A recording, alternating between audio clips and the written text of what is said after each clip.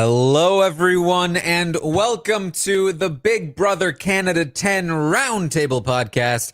This is the podcast where we break down everything from the feeds. I'm your host, Taran Armstrong, and with me today, we have Melissa. How you doing, Melissa? I have to learn to pause for a second so the music can start, and then my cue will come to speak. I'm good. This was not the weekend to have a baby shower to go to on Saturday, because then literally everything happened and I felt so far behind, and then I had to catch up on everything, and I was just like, and then by the time I had caught up, it was Sunday, and then it was like, oh wait, no, now everything's happening again, but it's different now, so now you have to get caught up again. And so I've been like one day behind on everything, and it's just been like just a general nightmare. So thanks, Kyle. Yeah.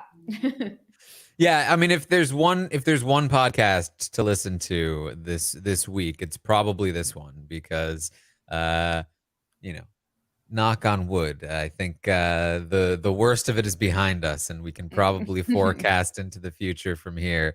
Also joining us this week to tarnish all of your stocks, to just ruin them, it's Aman. How you doing, Aman? I'm great. Yeah. This is I mean, I don't think I need to do much tarnishing. I think I think it speaks for himself. Yeah. Jay's market crashed. Yeah. Normally we all experience frustration with the feeds. Usually it's because they're not on, and I just, slam my laptop shut in frustration. But this time I'm slamming my laptop shut because I was just like, okay, I'm done for the day. I've had enough. I've had my fill. I'm tired of taking notes. I'm tired of the flips. I'm tired. I'm just tired, okay? And so, yeah, it's really times like these where I'm reminded that Big Brother is not an easy thing to do.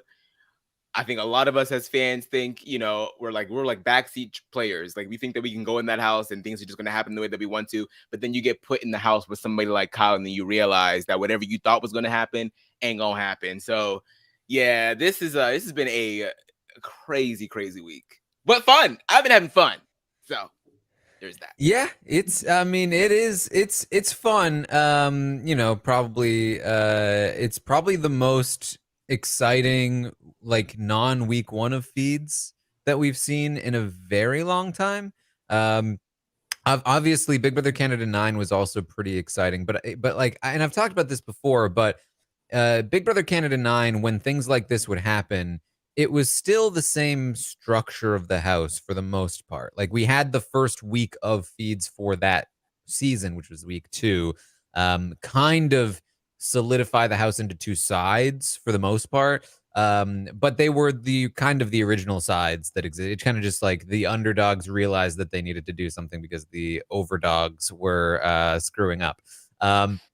Whereas, I mean, this week just, it completely demolished every structure in the house, and now it's so completely obliterated the strategy of the game that had been happening that people are still struggling to put anything back together in its place. And so we don't have a solid structure to replace it yet. And it's been, it was just one after another, just constant decimation of one alliance, another alliance, a pre-existing relationship, this relationship. It didn't stop. And really, I think that this is what you watch Big Brother for, is to see these kinds of shifts. It would have been nice if, it was a little more spread out. So I didn't need to, and also the time change didn't help. I mean, geez, come on, give me a break here. Yeah. I'm trying not to complain too much, only because we know that sometimes towards the end of the season, it gets really, really boring, and it's a long crawl to the end. So I'm trying to, as frustrating as it was, I am trying to have as much fun with it as possible.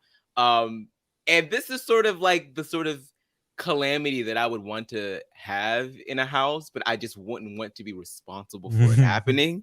I would just want to be able to reap the benefits of it happening. So I think Kyle did a lot of good for a lot of people in the house. Not everybody. Some people are definitely getting screwed here. But I think in terms of just like shaking shit up the way that we usually like for things to be shaken up, yes, it's a 10 out of 10. It's just, whoa, man, it's been a rough ride for some of these people in this house. And yeah, like you said, like there really is no new structure, and we've seen some players have to sort of like forego a slight that they might have actually had to like get revenge for in another season, but because things were so topsy-turvy, it's like, all right, well, we'll just deal with that later on because I got to deal with this person over here. So it's been just a hodgepodge of mess. And yeah, I mean, what else can you say?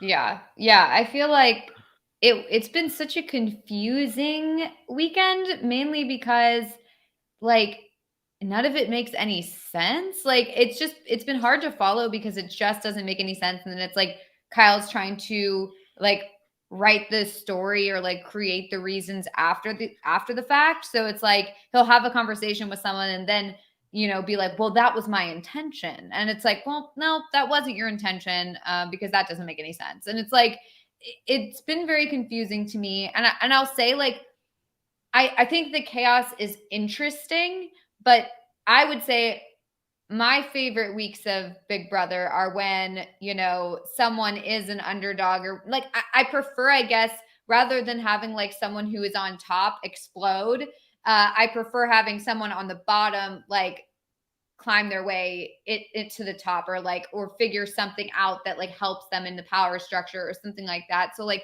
while it is interesting, like it's not my favorite like week of Big Brother ever. You know what I mean? Just because it's like I'd prefer to see like good strategy than to see bad strategy, but it certainly is fun and interesting to watch someone just completely implode their own game. Do I love that it's my first draft pick? No, of course not. I honestly, I have to say, like, I'm so confused by Kyle and the way he's played this. And I think like the thing that makes the most sense to me when I saw it being repeated over the weekend was like that he's watched episodes of Big Brother and is trying to emulate that sort of strategy when really that's not really how it plays out in the game. It's not like somebody is like, I'm going to like be the strategic mastermind. I'm going to do this, that, and the other thing and be this big out there player and have it actually work. I mean, a lot of the times things happen and then they like smooth it over with like DRs that are like, yeah, that was my intention all along or whatever. And it's like, it just, that sort of like balls to the wall, like I'm going for it kind of gameplay. Like it doesn't usually like help the person who's doing this stuff. Like,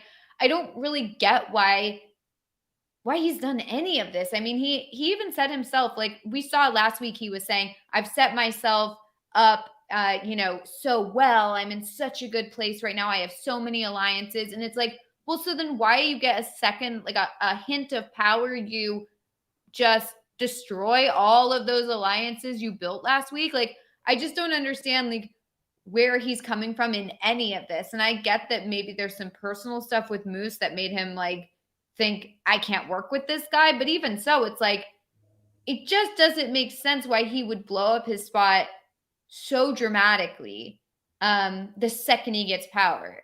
I'm just honestly, I'm a little confused.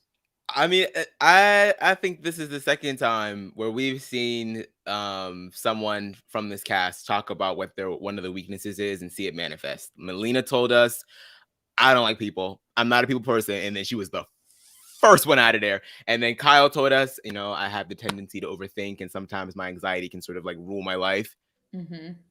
Right, like case in point, like, and you know, and I suffer from this too. I think he's a bit squirrely. You know what I mean? I feel like he has one goal, and then he sees another goal, and then he sees another goal, and then he sees another goal, and before you know it, it's just too much, and then nothing gets done. He could have had a smooth sailing week, and he knew that. It's like one of the first things that he told himself when he became HO, which is okay. Well, I can just put Jess up.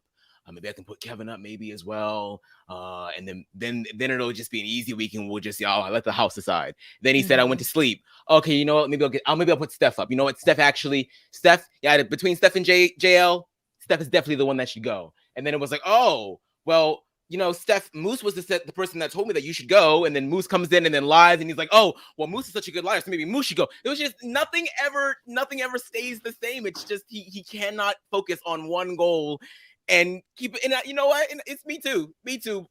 So I feel it, because I can wake up one morning with a bunch of things to do on my to-do list, and then I start from the middle for whatever reason, and then I never go back to the beginning, and I never get to the end. It's just a mess. It's a mess. It has been aggravating to watch, but also just a brilliant case study. One of my favorite follows on BB Twitter, he said this about Frenchie's HOH, but I think it applies to this one as well. It's like, this Frenchie HOH feels like a Big Brother experience theme park ride. Enjoy an 8-night stay in the BB23 house where you will win HOH, form alliances with real house guests, experience HOitis, backdoor, pull pranks on unsuspecting house guests, and reserve your ticket now. That is exactly what this is. It's a Big Brother Canada experience. He's even said it himself. He is the biggest salesman for any guest. Screw the mental health podcast, Kyle. When you come out of here, how about you just be the biggest hype man for casting ever? Because you clearly got every single thing there is to do in this game. You have done it in less than a week. Why is he in such a rush to do all this stuff? That's exactly right, Aman. It's like he's not satisfied with just like having an easy week and solidifying alliances. And like John Party even told him, was like, hey, just like build relationships. Don't get HOHitis. Don't let it get to your head. Just like, solidify your alliances. It's like, that is exactly what he should have done this week. This would have been an easy week for him, and it would have set himself up really nicely for the future. And it's like, instead, he wanted to literally do everything. Like, I get that there are people in your alliance that you don't trust. Like, totally. There's always going to be that situation. But he wants to, like, take care of all that right now. Like, we have to handle this right now. It's like, that's something that you do later on. And like, you want to have people backing you up with that. Like, you can't just do it all on your own, because then you look untrustworthy. Then everybody, all of a sudden, eyes are on you. And next week, I mean, for me, if I was in one of his alliances, even if he wasn't saying, even if the whole time this week he was saying, Melissa, you're good, I want to work with you, like, you're good, but Moose, like, I just have like a weird thing. I think that he's like against us, whatever. And also Steph, I think she's against us. Like, maybe we should just make this like less people. I would absolutely be looking at him and like, but starting literally immediately and being like, this guy is not trustworthy. I don't trust this guy at all moving forward. And I think he's a liability. Like, he could turn on me in any, like, in a heartbeat. And so I absolutely wouldn't want to work with him. And I think that, so not only has he affected his relationships with the people that now he's like putting on the block, and also the people that he like kind of like told that he might put on the block and then didn't put on the block. Like, that makes him not trustworthy to them as well. But he also affected his relationship with everyone in his little alliance as well. He doesn't have any solid footing moving forward. It's just a case study in how terrible something can go and how everything can go wrong. Like, this is exactly it. Like, this is just so bad. Yeah, and I've seen people talk, but I have not listened to Kyle's podcast, and I'm not privy to things that he's talked about on it. But I do feel as though he, based on what he has expressed in the house in terms of how like rot his stomach has become, like how little sleep he's getting. To me, it seems as though he's got some serious anxiety going on with the pressure of the HOH, and knowing that he needs to, betray people, essentially, have hard conversations with them. That it seems as though he's not used to having these kinds of conversations. He seems very inexperienced when he's having them. And I think that anxiety is driving a lot of this. And obviously there's a lot of like cockiness and stuff like that that's involved as well. But I think that also, usually stems from things like anxiety in the first place. And I really do think that it was the idea of like, I like Jess. I really don't want to put them up. I had a great conversation with them. What else can I do? Like, how, because it felt so bad to have to say to somebody that he was going to put them up. He wanted as much backup as possible. He wanted the house to feel like everybody agrees that it's Steph. Everybody agrees that Steph is the right call here. And so that made him really anxious. He got no sleep. And then he talked to Steph, and Steph made it pretty clear that he was making a massive mistake and made him feel awful about what he was doing. And so he was like, well, it's not my fault that I'm making this mistake. It's Moose's fault. Moose is the cause of all of my problems now. And this will help me get out of this terrible feeling.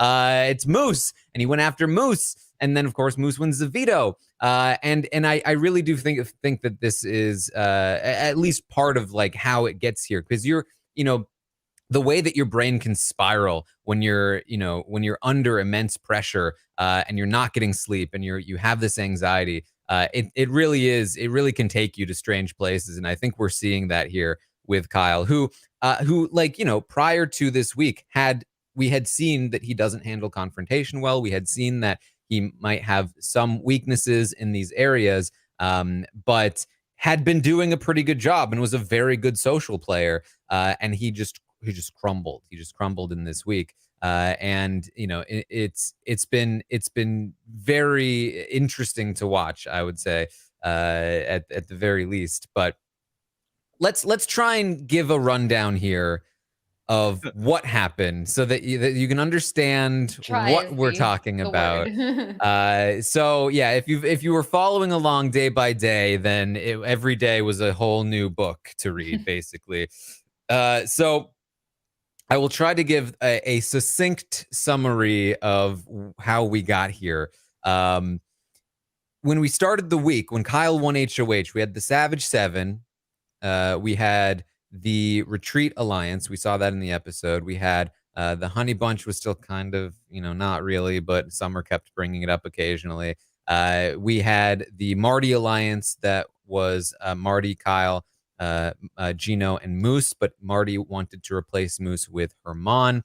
And we had the Mandems on the other side, the Women's Alliance, and a couple of pairs and stuff like that thrown in. But overall, it was looking like the 7 was going to kind of move forward, and it was going to be maybe some kind of deep power struggle between, Herman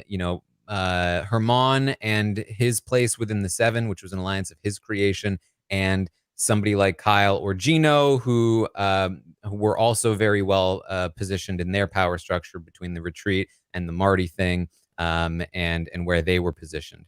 But this alliance was set to kind of run the table, especially with Kyle winning this HOH and having what should have been an easy week. However, Kyle opened his HOH by initially wanting to put up Betty. He had been thinking about putting up Jess, and that's because he had been hearing rumblings that they were going around talking to a lot of different individuals and giving the same pitch. I'm on an island, I'm all alone. And he was like, I'm not the only one they're talking to. So who are they actually loyal to? They might be a lot more dangerous in this game than I thought. And so he was considering putting them on the block. But because he thinks they're dangerous, he also didn't want to put them on the block and not send them home. And he had a conversation with them, and they kind of convinced him, no, we can work together. I can be, your ace in the hole here. And he decided not to put up Jess. This was the way. Betty and Jess.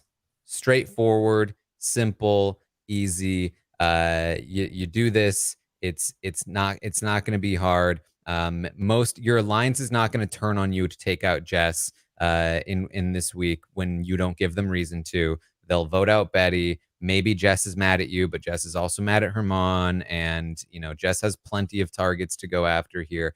If you really don't want to put up Jess, then maybe you can put up somebody else like Kevin or Helena or whoever, somebody that is not in one of your alliances that can blow up one of your alliances.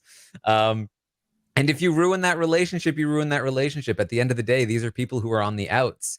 And the longer that you keep them on the outs by putting them on the block, the less power they have in the game. And that's kind of how it works. But anyway, he doesn't do that. He decides he wants to do something other than Jess. And he decides to do Steph, as we talked about. A lot of people had mentioned Steph's name. Steph was somebody that he felt would not have any blowback. If he put Steph up, he could, nobody would be mad at him, and everyone would support him. And who's gonna fight for Steph? Nobody. She's got nobody but the Retreat. And if he blows up the Retreat, then she's got nothing. And this obviously was a terrible idea. It makes no actual logical sense, but you can see how when you're very, very laser focused on how do I get out of this one specific thing, and that's where Kyle has gone, where it's like he goes from A to B to C to D to E. He keeps going, but he only ever looks back at the letter before. He never looks at where he started. So he's looking at like, how do I get out of having to nominate Jess now that I really don't want to? Oh, this is Steph. And so he thinks he wants to do Steph.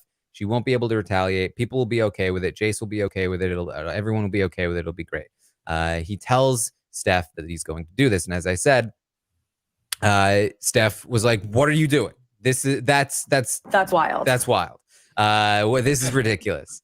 We saw some of this on the episode. She very, I think, effectively is like, "I'm loyal to you. Why are you doing this?" And he doesn't know how to answer her, and so he throws out Moose's name to deflect, to be like, "It's not my fault that this is happening. It's Moose's fault." And so she goes, "Where's Moose? Where's Moose?" And Moose gives his award-winning performance. Oh my gosh. What Moose is doing, this is an award-winning performance. And oh boy, please. It's like, and it's also like, you've put Moose in a really bad situation, number one. And number two, he has to say this stuff in order to protect the alliance and protect Kyle and like all this stuff. He's doing this for the benefit of everyone, trying to smooth things over. So Kyle presumably should be happy about this and be like, oh, okay, good. Like Moose has calmed her down. We're all good. Like, you know, let's move forward or whatever. Maybe he's still going to nominate her, but at least like, you know, the tension is gone or whatever. And that Moose like covered up anything that Kyle said. And it's like, no, instead he's mad at Moose. Like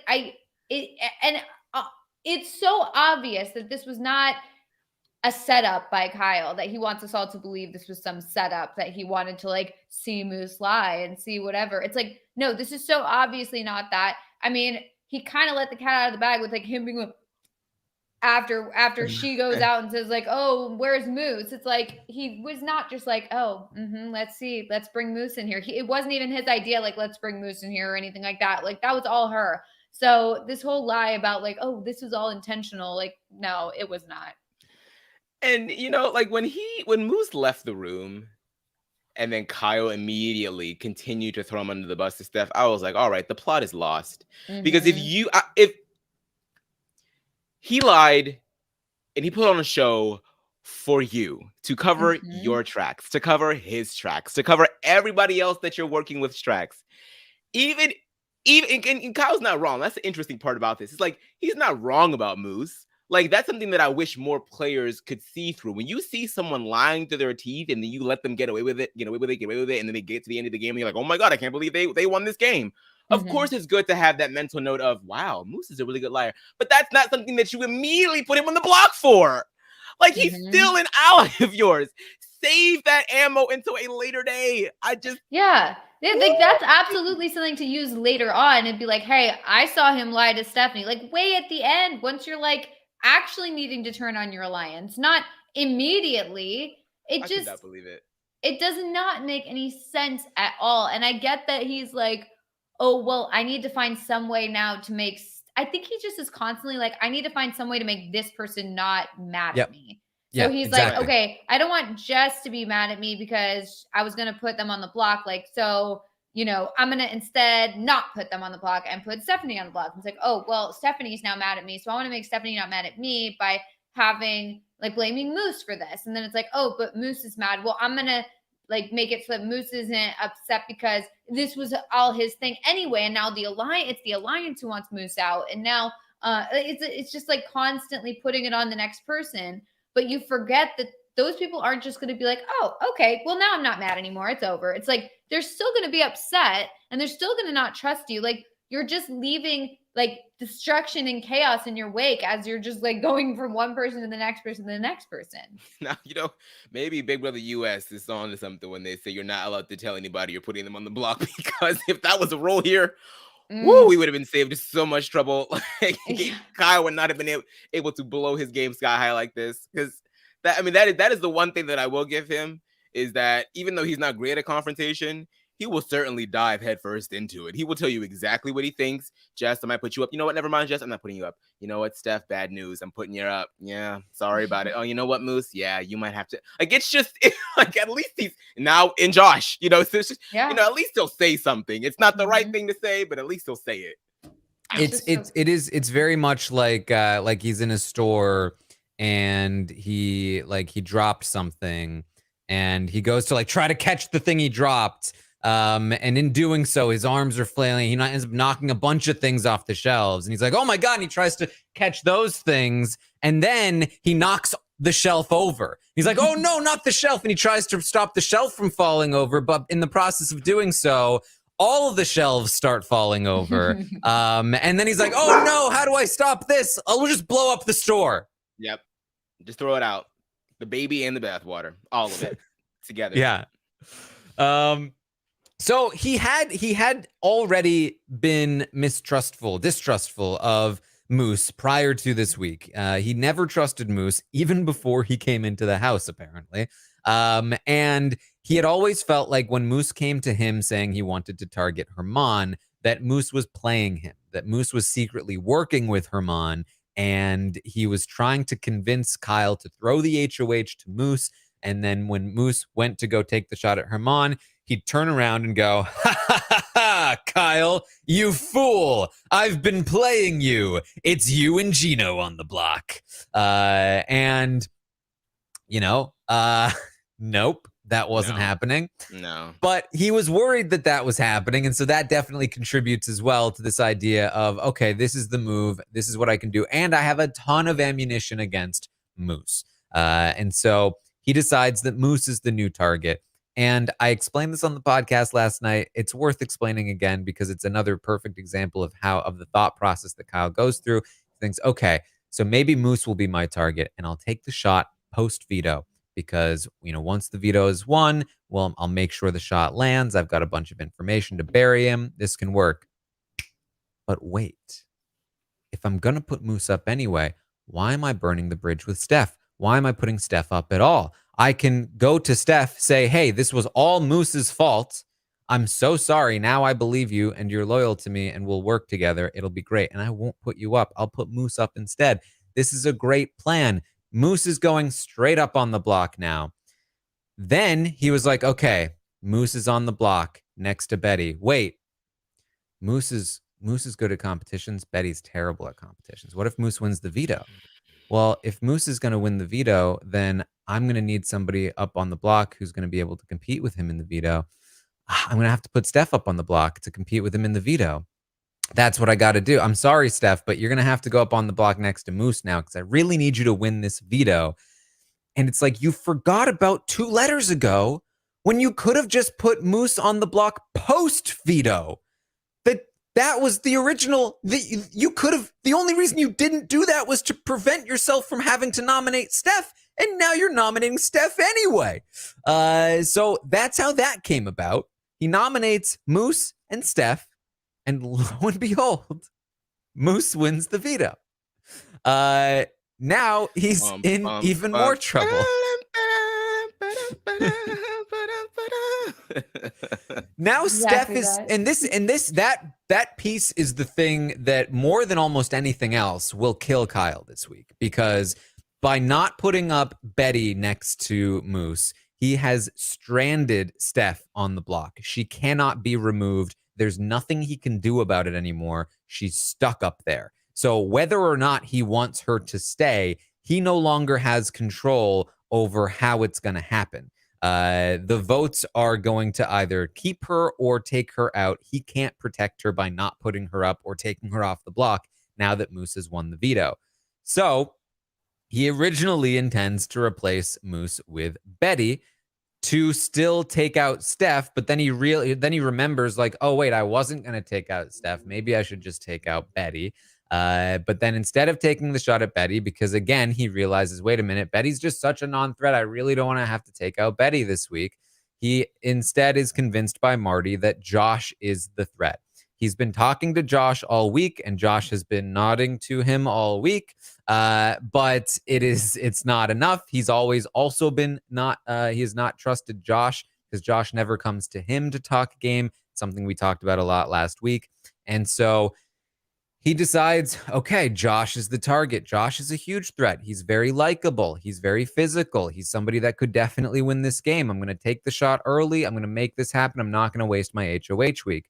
The problem is that we've been following Kyle's point of view all this time. And by this time in the house, people are saying all kinds of things like, all I'm thinking is, Kyle, you are a 23-year-old boy and you are a mess, a hot mess. And I'm gonna have to hop on the Kyle train or else I'm gonna be run over by it. And Kyle is going to tear this house apart, Canada. Send help, somebody. That's not They're a good done. sign. Yeah, They're that's not done. good. They're done with Kyle. No more Kyle. No more Kyle and his sport media. They don't want anything to do with him anymore. He's blown up the retreat because in order to put Steph up on the block, he needed to out the retreat before she could. Then he blew up the Savage 7 by putting Moose up as well. He put up 2 people from 2 different alliances that he was in and blew them both up.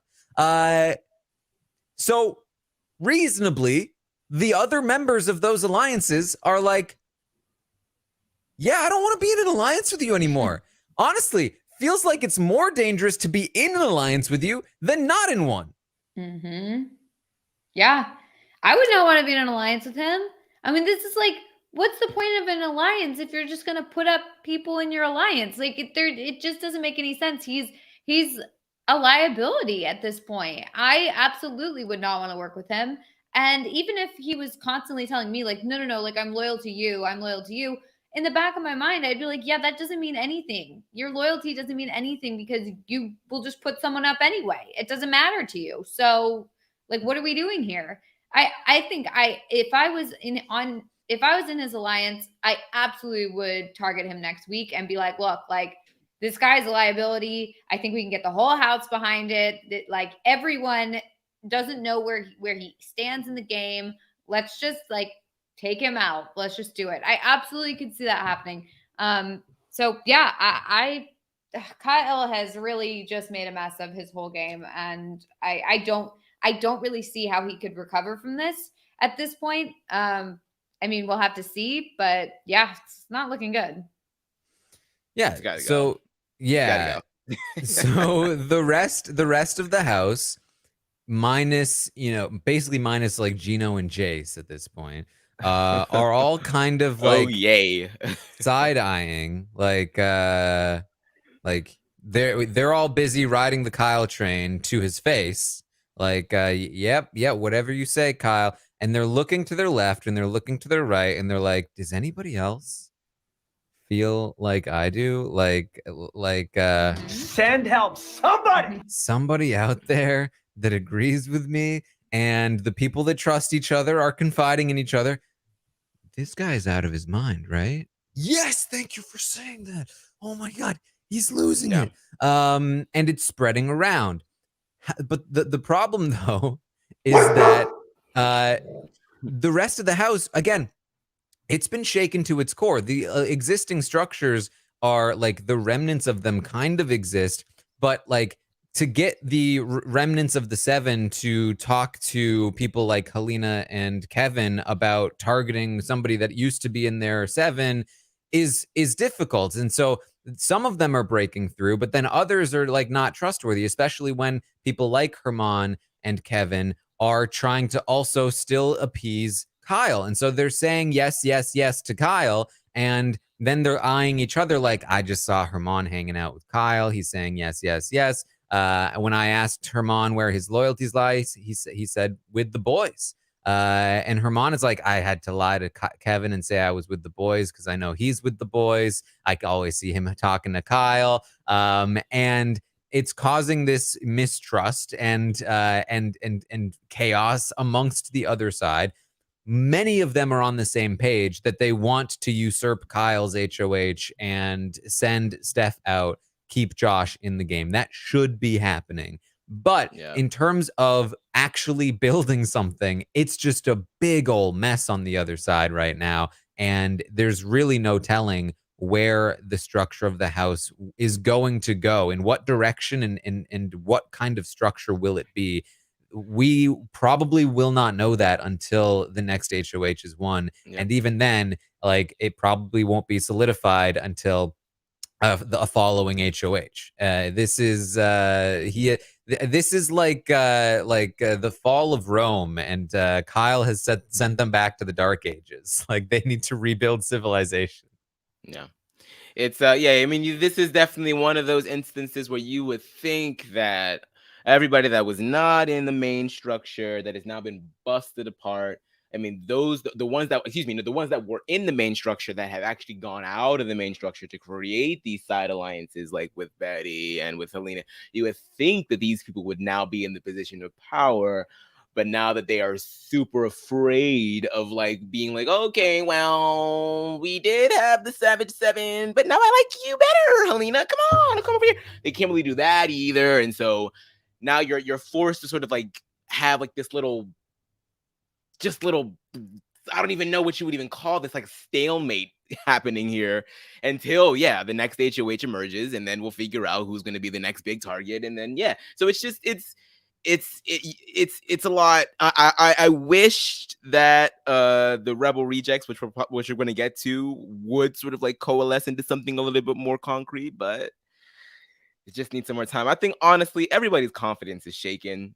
Like this, like the ratings for me, everything's on a Kyle curve, because there was no way for you to have foreseen this. No, people that were in the best position have had their games uprooted by no action of their own. And it's just like, how do you deal with that? How do you build something new with that when you're on such rocky ground because this guy is crazy right now? Like, there's just no way around it.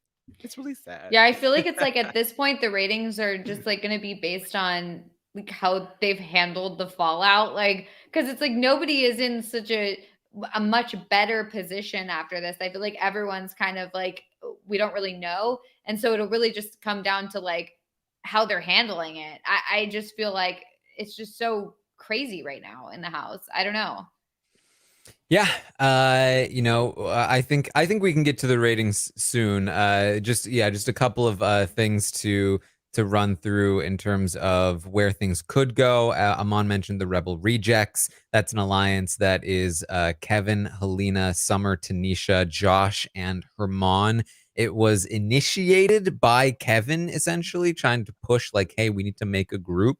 Or at least that's what, from what we saw, it seems as though like the name and stuff was happening while the feeds were cut. But that is something that could have formed. But again, there's so much distrust between these people. Tanisha has trouble trusting Kevin. Kevin has trouble trusting Herman. Herman has trouble trusting Kevin. Helena doesn't trust Herman. Helena doesn't trust Tanisha. It's very all. Damn self. It's, I like to talk about her. All over the place. So that's kind of where we stand right now. Once the vote comes through, and it should come through for Josh to stay, where do Kyle and Geno and Jace go, right? Do Geno and Jace jump ship at that point? Marty is already jumping ship, it seems, or at least he's got 1 foot off the ship. And if they do, these existing power struggles and cracks within the, Josh vote people, are they going to be looking for like, oh, well, now that Kyle is enemy number 1, do we want to use him to take the shot at the people that we're worried about in this group of people? Probably depends on who wins HOH, and it probably depends on, where the next shot gets taken. So it's really difficult to say where this house will go. But what we can do is run through every player and give them a rating from 1 through 10, based on how well we think they're doing in the game. 1 being the worst and 10 being the best. It's time for the Stock Watch. I sent out a survey earlier today, and I polled the audience to get their thoughts on these numbers as well. We also have some other questions. I forgot. I like to do the other questions first. I feel like that's a little more fun. So let's run through those briefly before we get into the ratings. I asked the audience to rate the episodes this week. They gave the episodes a 6.4. Last week was a 5.5, so a bump. I would say personally, I feel like it's a bigger bump than a 0.9 rating. I feel like the episodes have been pretty decent. I'd go with like a 7 at least.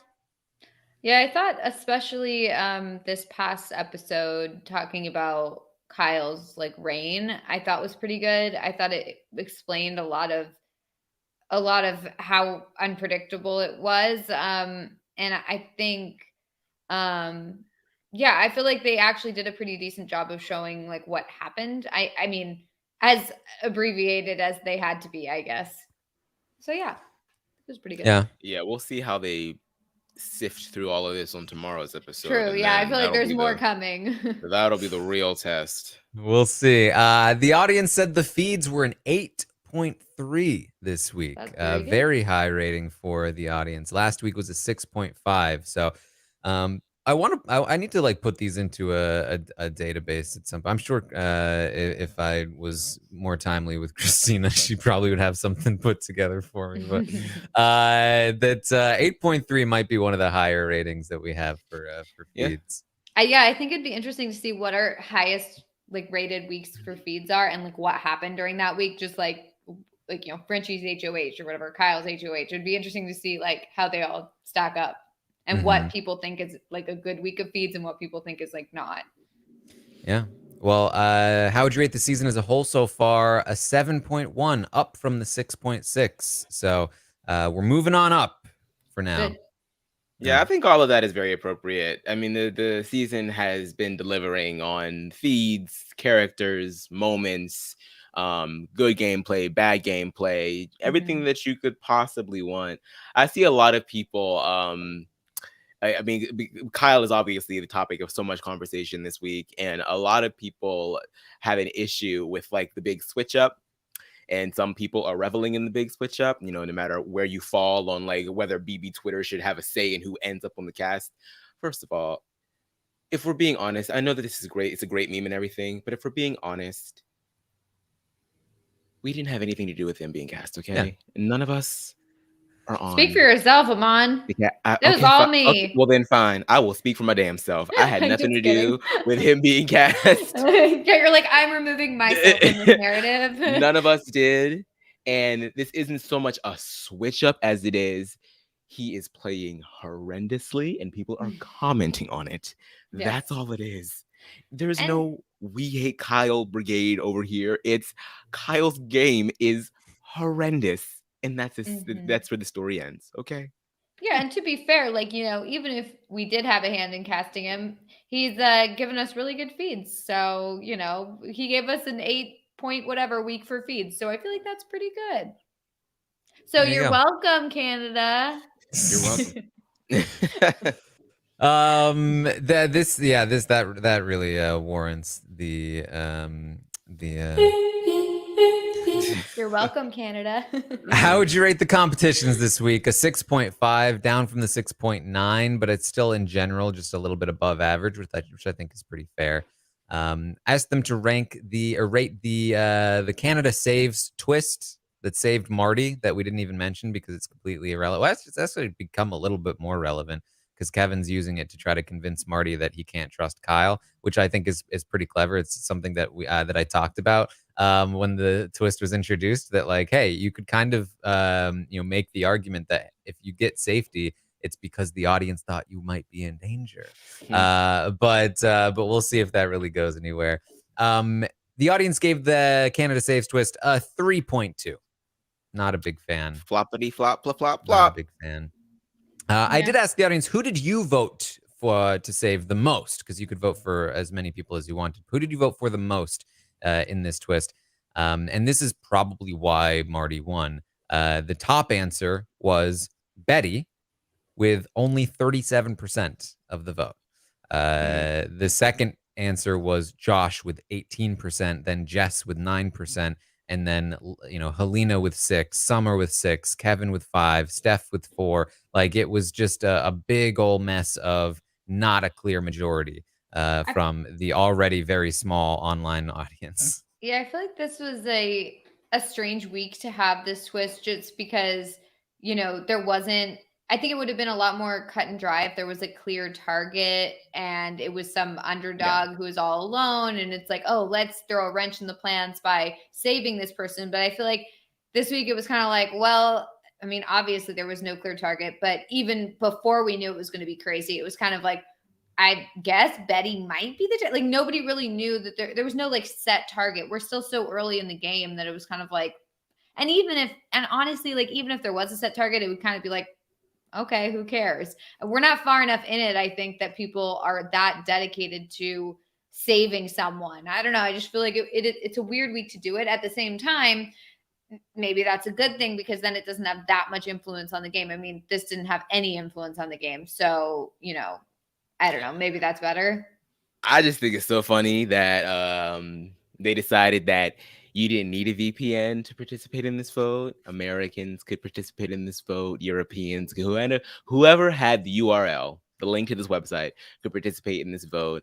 But however, you do need a VPN in order to watch the show or watch the feed. So they're like, oh, you little Americans who love to talk so much crap about our show, how about you get a little vote and we'll show you just how insignificant you are to our audience. It was just like, all right then, honey, what a flex. Yeah. What a flex. I didn't see one person. Into that a little. I didn't see one person like online talking about voting for Marty. So clearly there is a huge contingency that we are not considering. And I feel like it was on Facebook apparently. Yeah, I guess so. Yeah. Well, I'm not East Coasters in Canada hold strong. So yeah. Well, in one of the most obvious who is the best person for the HOH to have targeted for their games, Betty was the pick. 70% said Betty. 10 like close to 10% said Herman, which I think was also and there was a time where he almost targeted Herman, and I do think that wouldn't have been the worst pick for him after he'd already blown some stuff up. But yeah, Betty is just the clear pick there. There's been a lot of talk in the house. There was just today, there was a conversation between Josh and Herman where Josh was saying, I think this might be the single worst HOH of all time. And Herman was like, absolutely. I think it's the worst one. So I asked the question, is this the worst, at the very least, the worst Big Brother Canada HOH of all time? Obviously, you got to look at, some of the classics in order to really, comprehend this. You got to look at Cindy, of course, taking out Netta. Very bad one. You got to look at Pop and Paul Jackson. I was going to say Pop and Paul. I will become the bad guy. That's a pretty bad one. But I think the thing here is that, like, while Cindy was in a great spot, because like Pop and Paul Jackson, let's be real, he was the first HOH. It was never going anywhere. He was too much of the bad guy. Not enough popping. And that wasn't really going anything. You do have Ryan. Ryan is another big one. Yeah. Definitely. I mean, a lot of people bringing up there have been some bad HOH reigns for sure in the Big Brother Canada house. But the thing that strikes me about this one is that Kyle was in a really good spot. Now we gave him a 6 last week. I believe we gave him a 6 last week overall. And part of that was because we were concerned about his flaws. But his positioning was pretty good, and he really could have moved way up in the ratings. He could have been in a really great spot by winning this HOH and doing something easy. But instead, he completely demolished like everything that he had. So much more. Talking about Zach from Big Brother Canada 3, puts up Jordan, ends up sending his closest ally home on accident, but in some ways because of a twist. And Zach still had the diaper alliance afterward, and he rode a while to the end. Like, he didn't ruin every relationship he had in the house in the same way that Kyle has. So there's really I don't think there's much here. I think that, Cindy is probably the closest with she was in a really great spot to run to the end. And she just blew it all up in one short burst. and became everybody's enemy. Immediately. That was really bad. But at least she had the excuse of like she was put in a position where she was like making a decision on the spot. I would still say that like overall, like Cindy should have known better a lot more than Kyle, considering it was her second time around and she had already, it's really her third time around. She'd already made the mistake before. But I think in terms of an HOH reign, I think this takes it. I think this is the worst. And 48% of the audience says yes. Yes, it is the worst one. Yeesh. It's horrible. It's horrible. Yeah. It's a horrible HOH. It really doesn't get it. It hardly gets any worse than this. Like, as far as the Canadians are concerned, because I can certainly think of a few American ones. But yeah, this is just, I mean, he had so much to lose and he deliberately lost it all. It's like he went gambling and bet everything.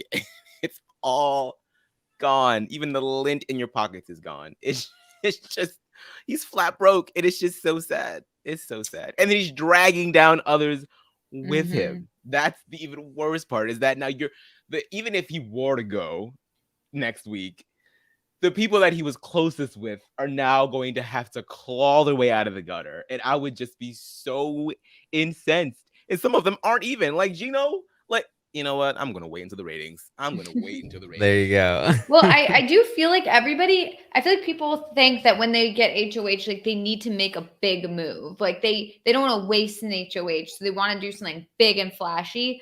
And that's great for, ratings, for drama, for Twitter, whatever, the feeds. That's great for that. But in terms of like a game move, you don't always need to make the flashiest, biggest, outrageous move. Some weeks should be easy weeks for you. And maybe that's boring, but like that boring players tend to win. I think that's something that people need to understand, is that it's not always going to be the big move is the good move. That's not always the case. And in fact, most of the time it's not the case. Well, I think this is like this kind of HOH, this kind of gameplay, I think is part of what leads to the narrative that I am constantly trying to counter, which is that like, oh, don't play too hard too fast, don't make big moves, go to sleep, be boring. Like I think that you look at somebody like Kyle and you go like, wow, you can't he's playing way too hard, don't play too hard. But the thing is that if he had gone after Betty and solidified a structure that undercut Herman's structure and put Kyle in charge of the house, that's a big move. What Kyle is doing by trying to, take out, like blowing up his alliances and like whatever he's doing right now, that's not playing too hard. That's not like, oh, he went for a big move and he shouldn't have. That's just like he lost his mind. He's trying to do something that's a terrible idea. It's a big move to it's like a become flashy move. Flashy is a great way to put it, I think. Yeah. Like I think big move can be like something behind the scenes that is a big move, but it's not like TV flashy. Exactly. And I feel like that's what he was looking to do, is like, I need to make a flashy move. Like if I just get Betty out, that's so boring. I don't want to do that. That's a waste of an HOH. And it's like, yeah, but that's sometimes what you need to do. Like you don't always need to be flashy for TV. And I think that's part of the focus of this. Some of the house guests on this season is like, I just constantly hear like Marty and Kyle and stuff being like, oh, that's great for TV. Like, that's going to be great on the show. It's like, yeah, I get that they're making a show, but like, that's for like the producers and the editors to talk about, like not you guys who are on the show. Like you guys should be focused on just winning and playing and doing a good job. Let the editors determine what's good for TV or not good for TV. I don't know. It just annoys me when they talk like that. I mean, I feel like there's a balance here. I mean, you can make a sexy, flashy move, and sell it that way. Like, I mean, I feel like, I think Taran makes a good point in that, like, yeah, if you were going after, because if you were really afraid of Herman, right? If Herman was really somebody that was on your radar, but you don't want to make the big move because that would be blowing up half the alliances that you're in, because you're in with Herman everywhere, then do something that's the next best thing and cut one of the off guys.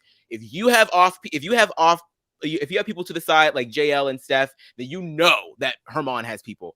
get one of his people out, and then just sell it to the audience. Like, yeah, like, I'm cutting all Herman's resources off. So next week, he's going to have to do some scrambling, and we're going to see a couple weeks from now who's going to be the one on top. You sell that, the audience will eat that stuff up. But first things first, I don't even think Kyle even knows to do that, first of all, because he thinks that like Herman and Moose are working together. So that was number one. Number two, even if he did know it, he probably still would not have done it. So it's just like, it's just a fail all the way around. Point blank, period. Yeah, well, he talks about chess a lot, Kyle. He relates the game to chess, which is, very like 15 years ago. But if you want to relate it to chess, a big move in chess is not necessarily one that you, from like watching at home, unless you are like an expert at chess, will recognize as a big move unless it's explained to you. Like the move that like solves the match is probably one that is just like like moving one pawn from here to here. And it's like, and the chess people would be like, "Whoa, look at that. Yeah. Now he's on the offensive. This is going to be huge." And maybe I'm wrong because I don't know chess. But I'm assuming, having watched lots of chess TV shows like Queen's Gambit. Yeah, I was gonna say this sounds like Queen's Gambit to me. Right. But like, and that's why it's like you can have a big move that doesn't necessarily seem like a big move unless it's explained properly, and then when it is explained properly, it feels like a big move because you understand it. What Kyle's doing is not necessarily like a big move. It's just like Kyle's taking his king and being like, "I'm coming for you," and he's using his king to strike the forces. Like he's like, "I'm coming. I'm gonna take your pawn with my king and put it right in the line of fire." Like this isn't a big move. You're just stumbling. You're just like stumbling in, like you just started the race, fell over. No, he knocked the whole thing over, like it looks big because you're moving your king around, but it's actually not.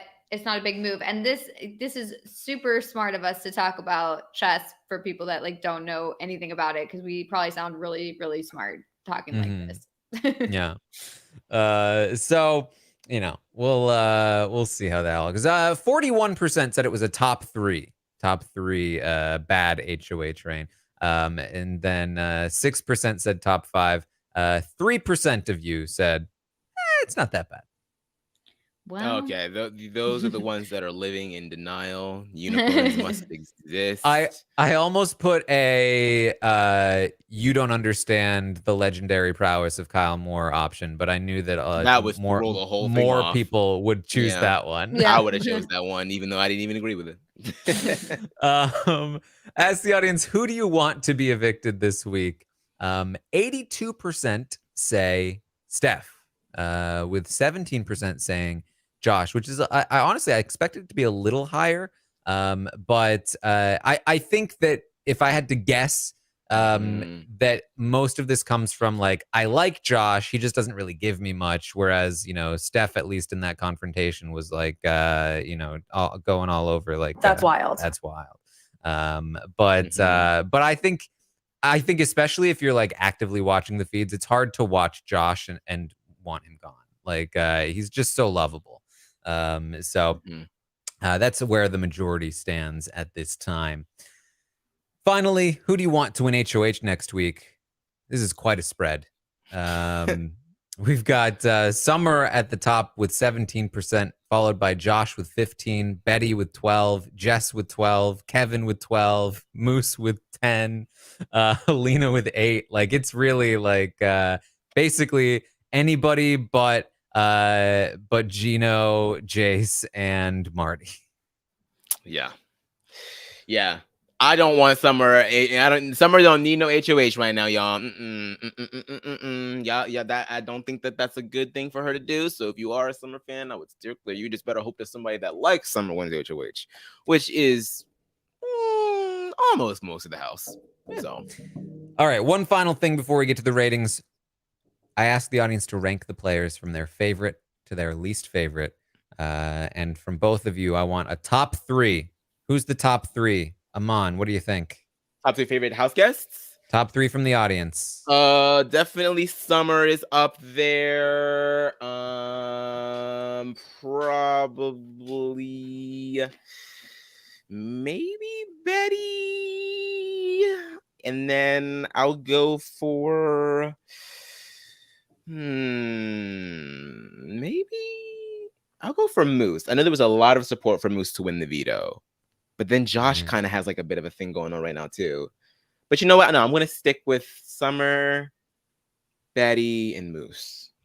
I think Helena, Summer, and Josh, maybe. Okay. Number 1 pick on the board, Summer at the top of the list. Number 2, Helena. Number 3, remember your audience, Kevin. Yeah. All right. Bottom 3.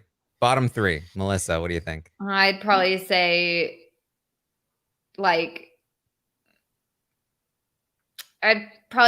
maybe Kyle has gone all the way down. I don't know. Maybe Marty. No, probably Steph.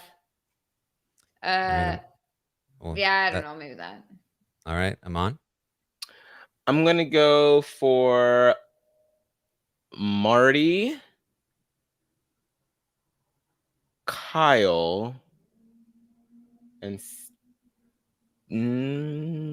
that little push of people wanting Steph to stay kind of throws me off a bit. Maybe Jace, because she's sort of like a non-factor right now and isn't doing much. So I feel like she wouldn't get a lot of votes. I want to go with Marty, Kyle, and Steph. I'll stick with Steph. You both nailed it. It's oh wow. yes. Third to last is Marty. Second to last is Steph, and in last place, dead last, Kyle Moore. Quite the fall from grace. He was in 4th place last week. Hey. Oh my God, that's so bad. Look. So never mind. Here are the ratings. It went Summer, Helena, Kevin, Josh, Herman, Tanisha, Jess, Moose, Betty, all the way down there, Geno, Jace, Marty, Steph, Kyle. There you go. Okay. All right. Well, with that out of the way, let's talk stock. Let's get into the stock watch. Here we are going to be rating the players from 1 to 10, and we will be starting this week with Betty. Let's talk about Betty. Last week, weren't too high on Betty. She was on the block. She was arguing with Kevin. Things were not going too well, and we weren't too high on her. This week, she almost was on the block, but then didn't go on the block. Then almost was on the block again, then didn't go on the block again. Then argued with Kevin again. Yeah. Now, here's my thing about Betty. On one hand, this week proved to me that she can effectively campaign to some degree. She can, reconcile relationships. She can do a great job as long as she thinks she's in danger. And when she doesn't think she's in danger, she's really bad at the game. So as a player, I'm not super high on Betty, although I do think that she's got something going for her. Position-wise, though, I do think she's gotten into a much better place. Who's looking at Betty anymore? Who's going to be looking at Betty in the near future? Nobody. Not a soul. Right? Like, even Kevin is not targeting Betty. And so I do think that Betty should be here for a while. The problem is that she's going to have to win the respect of her fellow players at some point if she wants a chance of winning this game. Luckily for her, I think she's probably got a long time to figure that out. So for me, I'm bumping Betty up to a 4. I think just position wise, she's one of the people that benefits the most from this Kyle HOA train, despite the fact that she should have been gone this week. it's very good for Betty that she is in this position and really just should not be even touching the block anytime soon. But, you know, we will see. Aman, what do you think? Yeah, topsy-turvy week for her. She was kept off of the block, but that really wasn't anything of her doing. It was all of Kyle's. The only alliance that she is in isn't really in any sort of power position. And if it is in a power position, I wonder if she's not the HOH, just how much influence she actually would have. I agree with you, Taran. We did get to see her speak her case. I do like the fact that even before she was on the block, she was already doing all the talking, doing all the rounds. We hear her whenever she speaks to herself, weighing out pros and cons. So she's got, her mind is in it. She's in the game. She's just not great socially, in my opinion. I just feel like she's not there. The tight friendships that other people are, collecting. She's too busy arguing with Kevin. She could be in the final two still arguing with Kevin. Like, it's just, and it's not entirely her fault because Kevin is definitely an antagonist. Like, he will not leave her alone. But Betty, come on, you have got to see over him at this point. Like, it's just not worth it. It's not good for your game. It's just not. No matter what Kevin says, arguing with him is not good for your game. But I will go ahead and give her a 5. I agree. I think that there's a lot more room to grow. I think there's much room for potential. And hopefully, maybe if things start going her way, because we know that Big Brother is a lot better on your mental health when things are going your way. Maybe if she can get her way one of these weeks, maybe we'll begin to see Betty blossom a bit. But for right now, she is a bitter Betty. I'm not super impressed with Betty. I just don't think that her staying off the block this week had anything really to do with her. I think that if this week was played correctly, she would be going home, but she's not because of her, but because of the people in power. So I'm just not super impressed. I think that her fighting with Kevin is just not great. So I'm just keeping her at a 3. I haven't seen anything from her that's making me think that she has a chance to win at all. All right. Well, the audience agrees with Melissa. They gave her a 3 as well. So there you go. That's Betty. That's Betty for the week. I do think she definitely runs the risk of being a perpetual pawn. But she is a good talker. I think the highlight of the week for me with her was watching her speak with JL and campaigning. I think she laid out a lot of great points. She also didn't come across as pushy. She was like, look, JL, I'm not trying to push you into anything. Obviously, at the end of the day, do what's best for your game. But here are the reasons why I'm telling you keeping me is best for your game. And everything that she said to JL made sense and was true. And that's another thing that she has going for her, is that a lot of people know that she's really not for the bullshit. She has said repeatedly, like, I don't kiss ass. I don't do any of that. Like, I just don't have time. So, and that works in her favor because people are like, you know what? I feel comfortable with you because I know that you're a straight shooter. And if I have something to worry about when it comes to you, then I would know. I would see it from a mile. I'd see it from a mile away. So is that always the best thing in a grand scale for Big Brother? No, because you kind of want your ideas to be kind of covert. But in this particular instance, it is something that is keeping her afloat. And so, yeah, that's the one thing that I think she has going for her. Yeah. All right, let's move on to Geno. Aman, how do you feel about Geno?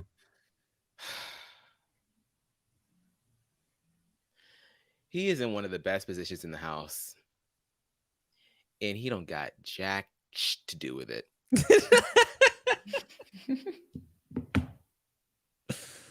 At first glance on paper, you would think, oh yeah, 7, 8. No, I'm not doing it. I'm sorry, y'all. I can't do it. Not one of my draft picks. You're not about to be on my team and me just to be over here just, bumping up your scores just because I want you to win. This whole JL mess is probably going to be his undoing. This whole summer mess is going to be his undoing. I know a lot of people think that this whole summer JL thing is a non-issue. No, it is not. No, it is not. This whole little triangle that they got going on right now, even though a lot of people, you'll say, oh, well, he's been making out with JL, so that's the official thing. Yeah, but the body language and all the other hooting and hollering with Summer would suggest otherwise. And I don't think that it's great. I just don't. He is also right now on the outs on this vote.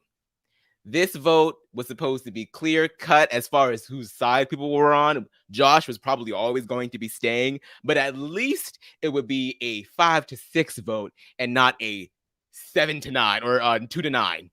Like, this is Donkey Kong ridiculous, just how much of a non-factor he has been in this week. And you know what? There is something to be said because like after all of the dust has settled, he probably can come out of this unscathed. Even if when Josh stays this week, I don't necessarily think, oh well, let's get Geno out next because he voted against Josh. Like, they already know what's going to happen. Summer already knows it's going to happen. Like, it's really a non-issue, but he hasn't done anything. He hasn't done anything. He's spoken with Kyle. He's decided to follow Kyle into the fire, and that's it. I'm giving him a 6. It's a crappy week. It's a crappy week for Geno. It really is. Melissa, what do you think? Yeah, I agree with Aman. I feel like he was in a great spot, but thanks to Kyle, it's kind of all blown up for him. I don't think that, like Aman said, I don't think he's next in line to go. I don't think people are going to be looking at him like, oh my God, this is all Geno's fault or anything like that. But I don't think he's in a good spot now. I don't think he's necessarily in a bad spot, but I think that he's going to have to rebuild. He's going to have to, like, we're going to have to see where he goes starting this next week. Mm-hmm. So for me, I feel I don't really know exactly his new spot in the house. So I'm going back to square one, neutral. I'm giving him a 5 because I'm really just going to have to see how this plays out. I don't think this went well for him. But I don't think I also don't see him as a player who can pull himself out of a bad situation. So I don't know. We'll have to see how it goes. But right now I'm kind of just like in the middle on him. The audience is with you, Melissa. The audience gave Geno a 5. And I have to say, I'm at about the same spot for Geno. I feel like I am with you, Aman. I think that he can rebound for sure. I think that there are a couple of options for Geno. One is him or his allies win the next HOH. And, you know, with how fractured the other side is already, under a steady hand of an HOH reign, they will crumble. And we will see something new come about from the rubble, and Geno might end up on the top of it just by the nature of how messy things are right now. He could also just survive the next week with Kyle leaving instead of him, which is the most likely option. He might be on the block with Kyle. He might be nominated for a Kyle backdoor or something along those lines. As long as Kyle doesn't win the veto, he's probably fine. Even Jace would probably leave over Geno because he does have those relationships more so than Kyle or Jace do. He's also not as sort of overtly threatening as Marty is at this point. So Geno, he's so insulated. He's so insulated. Yeah. Even with all of these broken alliances, the remnants of it, he's still sitting pretty, like literally. So that's why he probably will just continue to do well until there's like literally no one of his shields left. Who would have thought that somebody like Geno, the ultimate shield, would be so shielded? Astounding. And that's the thing, right? Like, I do think he's in some immediate danger, but I do think he can bounce back. The problem is that as you said, Aman, I've seen nothing from him to show that he's like capable of bouncing back in a realistic like way. Like, he can bounce back in the sense that, you know, when the dust settles, he'll still have friends and he'll still be real pretty. And you know, like he'll probably win some comps, and he'll probably, you know, hang out with Jace, and he'll probably have some friends, and it'll be okay. But for now, what that means is a 5. I do think that. I think that you know, this was not a good week for Geno's game. He was sitting pretty before. He could have kicked his feet up, but now he can't. And even though he's probably the safest within that group, it's still not like the best place to be. And until he rebounds, I can't go higher than a 5.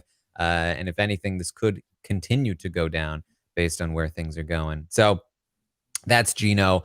Let's talk about Helena. Melissa, how do you feel about Helena? You know, I feel pretty good about Helena. Although I have to say I feel about the same as I did last week with Helena. I think she does good work. I don't think necessarily she's really made all that many inroads in terms of like where she's going to go from here. But I do think that the fact that she wasn't really looked at this week to be nominated is a good thing. But I'm a little concerned for her because I don't feel like she has any sort of, I mean, to be fair, in this house, alliances don't really mean anything apparently, because they'll just nominate someone from your alliance. But, you know, my thought is that she doesn't really have like a set alliance, like a true, you know, alliance. Sure, she has like individual relationships. Sure, there's like some groups she's part of, but they don't seem like fully genuine. So I kind of am in a wait and see with her. I just, to me, I feel like she's in a similar spot as she was last week. Even if it may seem like she's in a better spot. I don't know. I'm going to keep with my 6 for her, but I do like where she's going. Well, Melissa, you are spot on with the audience so far tonight, and that's not going to change. The audience is a 6 on the dot for Helena. 6 exactly. Aman. Or sorry, no, it's me next. Taran, what do you think? So Helena, Helena really should have benefited more from Kyle's HOH, in my opinion. Yeah. The fact that everything was blown up as much as it has, this should be exactly what she needed, exactly what she's looking for. But she has not yet been able to capitalize on it. The Rebel Rejects was close, like it was something, but the problem is that there's still a core that exists that is not including her, and she recognizes it. She says, if I join either side, I'm at the bottom, and that's still not the best place to be. The thing that she needed to do the most, in my opinion, is lock in Jess and Kevin. That they need to have their own power so that they're not so powerless to impact a group and form some kind of core of a group. If and the why three don't of them, I just feel like I've been waiting for that to happen, thinking like, yeah, it's bound to happen sometime. I mean, they clearly they like working together. They're all talking, you know, they're all in the same boat. Why aren't they making anything like official? I just feel like I'm shocked that it hasn't already happened. Mm-hmm. Yeah, and that's exactly it, right? Like, I think that like the thing is, even the Pax Bros knew that if you're playing the middle, you need a group. Make a middle alliance, so that, because at the end of the day, it is a numbers game, as Kyle likes to say, and you need numbers, you need power.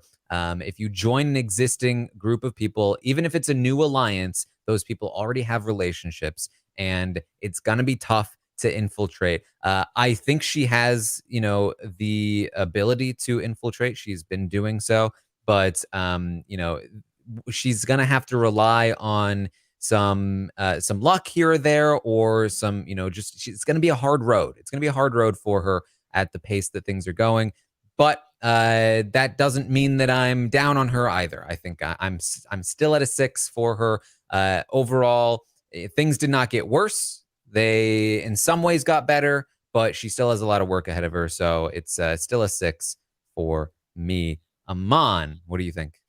Yeah, Helena's been getting a lot of, like, she's an interesting one. So much fanfare I see online for her day after day. Like, yeah, Helena, queen, slay, rat floater, collect information. Yeah, yeah. I'm like, but what is she doing with it, y'all? Like, what else? Because I'm not really seeing anything other than her going from room to room to room. And it's great that people trust her. It's great that she's getting intel. Has she spilled the beans on the whole plan about Herman trying to blame Kevin for the Josh vote yet, or is she still keeping that mum's the word? Do we know that yet? I don't think I've seen that yet. Okay. But yeah, I mean, it's still a very messy situation right now. I would be surprised if she didn't end up telling him at some point, but who knows? Okay. So yeah, she seems to not really know what to do with the stuff that she's got. And you know what would really help with that? An alliance. So maybe you should work on finding a ride or die at the very least. Excuse me. I'm not saying you have to go out and build a city of people, but you should at least have one person that you can seriously bounce ideas off of. And I feel like that's sort of like multiple people at this point, and she gets too many agendas that she has to juggle in her head, and she doesn't know quite what to do. It took her quite some time to figure out what she was going to do about this vote. I believe that she finally told Josh earlier before we hopped on the podcast that she was going to vote his way. So we do know how she will be on the right side of the vote this week. So she is using her information this week in a good way. But yeah, I think she needs allies. She's doing what Devon tried to do back in BB18 when she looked at the camera, but when night one and she was like, look, I just want to play this game by myself. By myself. I'm like, not gonna work that way, Devon. You need people. People need people. And Helena is no different. So she just has to figure out. She just has, like, if you want to be a flip-flopper, then you better flip-flop your way all the way to the end. Because right now you're flip-flopping your way out the door because you have no one that is going to vouch for you. I'm going to give her as well a 6 because I do think that well, you know what? No. You know what? I'm going to be nice. I'm going to give her a 7 because people do continuously come to her with their plots. And that is, information is still power, even though she's not using it in the best ways all the time. But I'll give her the 7 for doing the work. Right. There you go. Okay, let's move on to Herman. I can tell you that the audience has gone with a 6 for Herman. And I feel like how do I feel about a 6? Last week I gave him a 7. So this week I feel like I've been mostly impressed with Herman. At least I was at the start of the week, but I do think that he has crumbled a little bit under the Kyle pressure. Again, it's send help, somebody. He needs the help. He needs it. And he's losing ground rapidly because he's really trying to straddle this middle position. And I understand why. He wants to, like, he knows where he needs to be. He's capable of getting there, but Kyle has made it so impossible for him to be there that he's struggling to figure out how to move forward. And so I think because of that, a lot of people are talking like he's trying to play the middle. He's trying to play the middle. And the more that people talk about it, the more I feel like he is going to end up as the fall guy at the end of the week. He's going to be the one that the guys are pissed off at. He's going to be the one that lots of people who did vote to keep Josh still don't trust because he tried to play the middle too hard. And I feel like he might be the one that really takes the brunt of this. And he might be put in a position where he's never able to get back to the power position that he needs to play from in order to play the game that he needs to play, which is a very good game. But I don't know if he has it in him to play the Kevin Helena game. And he might be relegated to that kind of position. So I'm very concerned about that. And I think that, for all of those reasons, I do have to go down from the 7. I think this week has been terrible for Herman. I think that his position is considerably worse, especially since he was perhaps, I think I gave him a 7, but I said he was my highest rating of the week last week, and I was the highest on him. I can't really say that is the case anymore. It's not nearly as good as it was last week for Herman. So I'm going to give him a 6, mostly because I think that I still have faith in his ability as a player. And with some time to recover from that Kyle Moore, he might be able to get something going again. But it really, I mean, position wise, it's almost down to a 5, really, if not worse. But I have faith in him, so I'm holding strong. Aman, what do you think? This is what I mean when I say Kyle curve, because it's not his fault. He didn't do this. He did not do this to himself. And I think, you know, he's got a mind for the game, right? And he's trying his best to pick up whatever pieces that are left, trying to save face with this guy's alliance, but also trying to be in with the newness of the Rebel Rejects and trying to make sure that Josh stays, because he understands that Josh is also an asset, and also understands that why does Josh even need to go home? This makes no damn sense. Now, here is the bad part. You didn't got yourself in this little flirtmance with Steph. You didn't need to do that. Yeah. You didn't got these big brother Canada lights. We know it's bright in that house and people start looking good, but you really did not have to do that. Now you've made things even worse for yourself, because you're going to have to deal with that guilt. And then people knowing that you guys are being a little bit booed up. You're like, oh, wow, how could Herman do that? He's a savage without the 7. Like, it's crazy. So I do think that a lot of this is not his fault, but I think some of this is self-inflicted. And I think trying to finagle these votes so that you can try to vote the right way is just, you might just have to cut your losses and just say to Kyle straight up, like, look, Kyle, I heard the votes just were not going to go the way. I'm sorry. I had to vote this way. I still think that there was a lot more game that can be used as a jumping point. And I don't think that you don't have to spread yourself so much so more thin than you already being spread, just to appease people that are already at the bottom. So yeah, I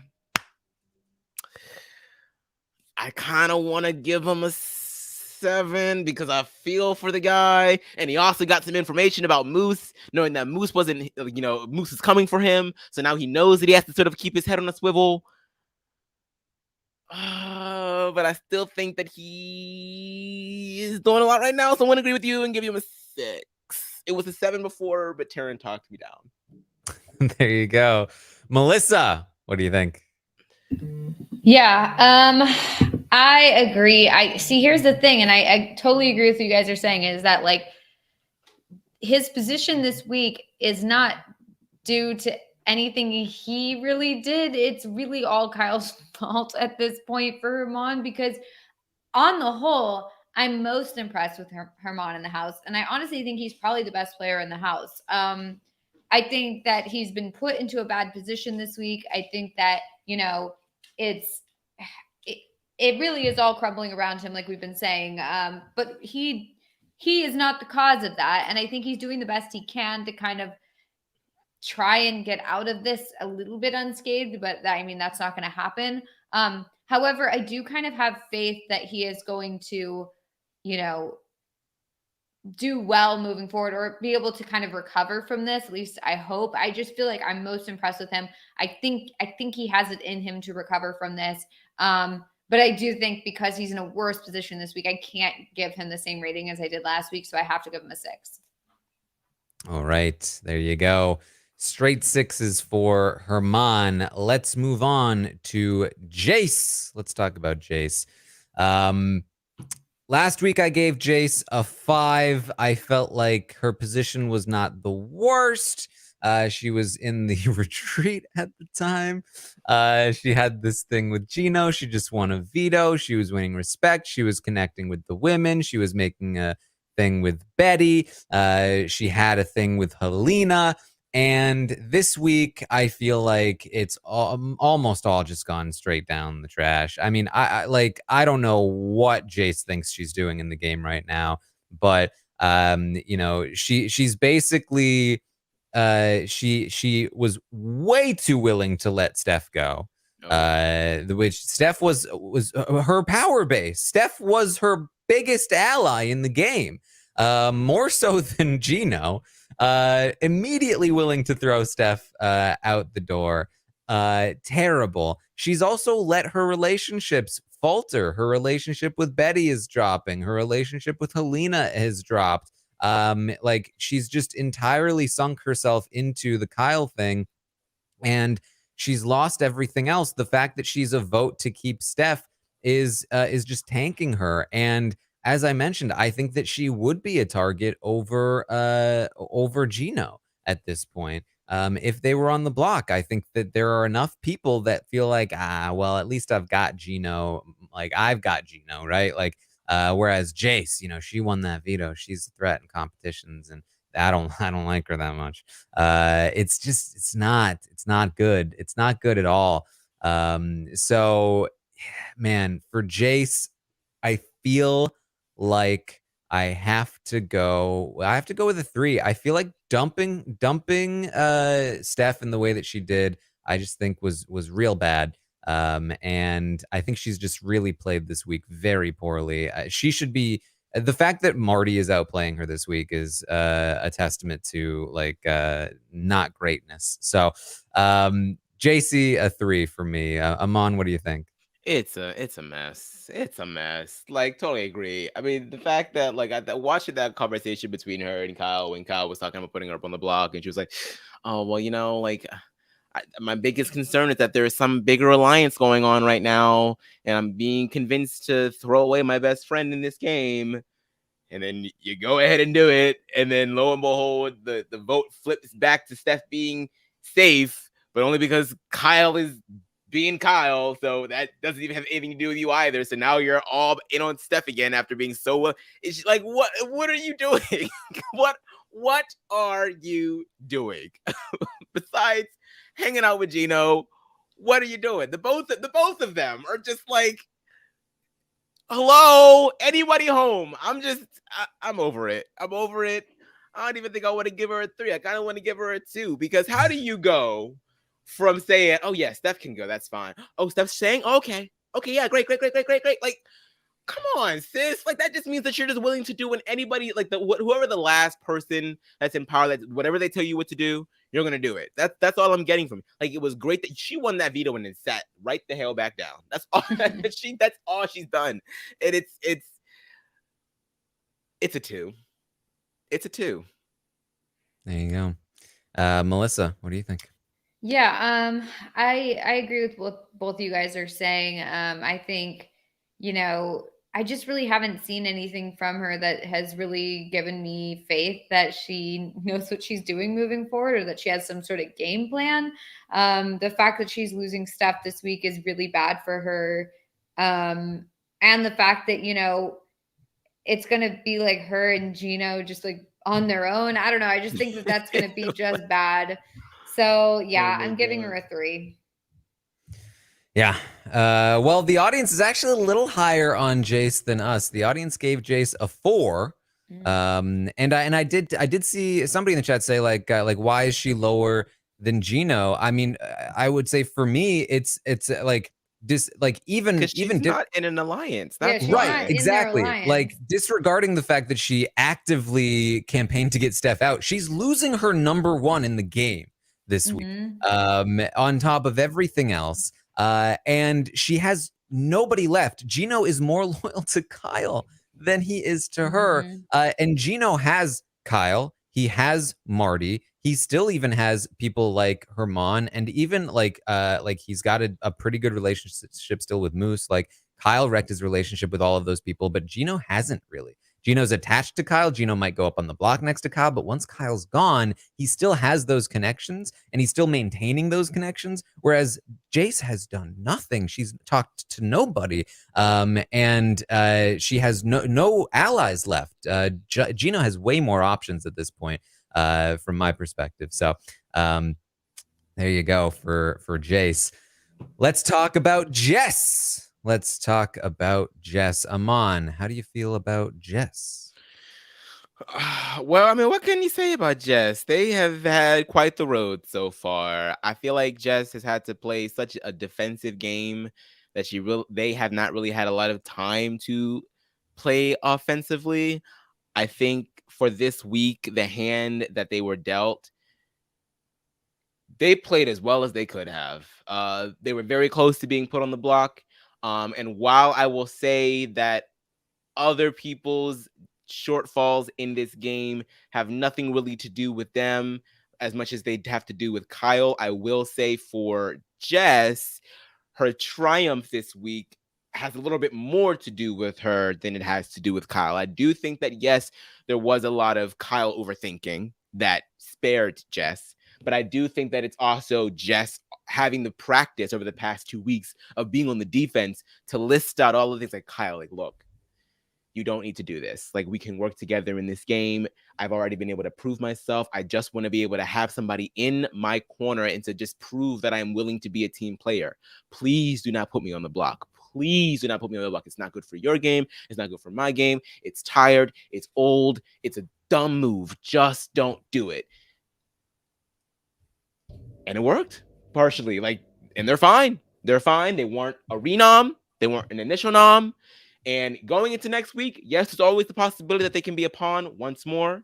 But I think that as the crappy hand that they have been dealt so far in this game, which some of it is a little self-inflicted because they are very intense when they speak, I do think that's getting a little better. I think the longer they stay in that house and the more they get to connect with the house guests, the way that they are talking and the way that they are coming off is a little less abrasive as it was before.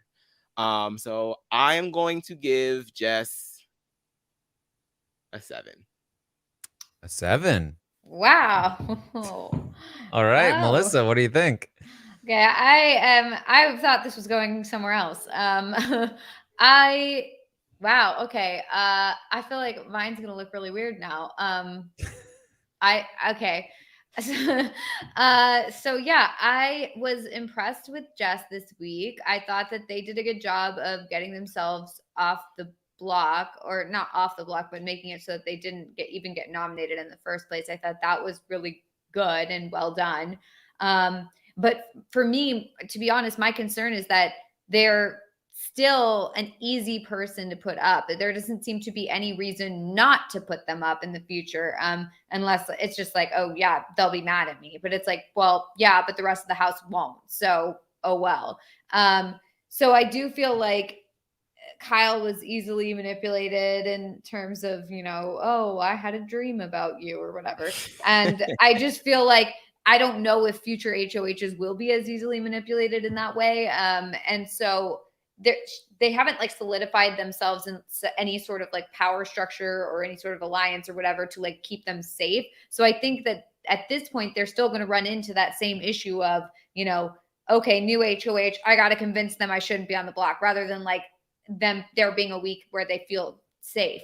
So for me, I do think they did better than last week, but I don't think that they've really set themselves up for, success moving forward. I think that so far it's just a week by week thing. Hopefully that changes. But at this point, I do feel comfortable going up in my score, but I'm just going to go up to a 4. All right.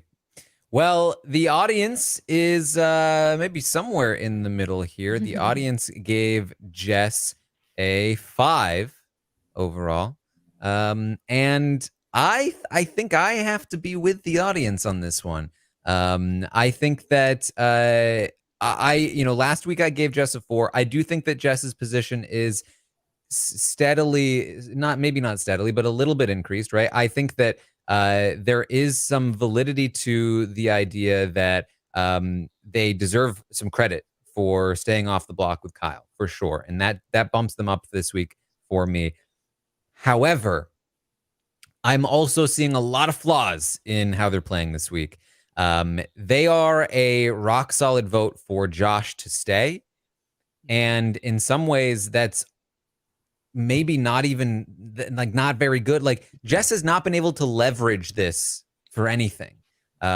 Jess, and this is sort of what like Jess has done in the past is that the Jess is saying like, look, because of who Josh is and my relationship with Josh, I'm never going to vote against Josh. It's just never going to happen. That's just the way it is. And because of that, it's like, oh, great, we've got Jess. Now let's focus on the people that we want to work with moving forward. So glad that we have Jess's vote locked in this week. We can ignore them essentially, and that's what's happening. The Rebel Rejects does not include Jess, and Kevin and Helena are closer to each other than they are Jess.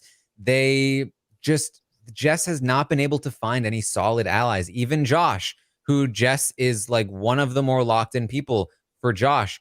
Jess should absolutely be somebody that Josh is looking to like make his number 1 at this point, because Summer has Tanisha, and Josh should not want to be the third wheel there. But it's not really the case. Josh is not bringing them in on anything. Josh is not an active enough player to do that. And I don't think he does see Jess as his number one. I don't think anybody does in the house. And I want Jess to succeed. I think that their position, again, has improved from last week. But as things are restructuring, I am worried that when things get built, they will again be left outside and with nothing. And I just need to see that they need to start pushing open that door. They need to start pressing and leveraging their power in the game, their vote for things, like concrete things, because their vote this week is big. The fact that they're a locked in vote for Josh to stay, that's huge for Josh and their side. And it's huge for Kyle and his side that they're not doing it.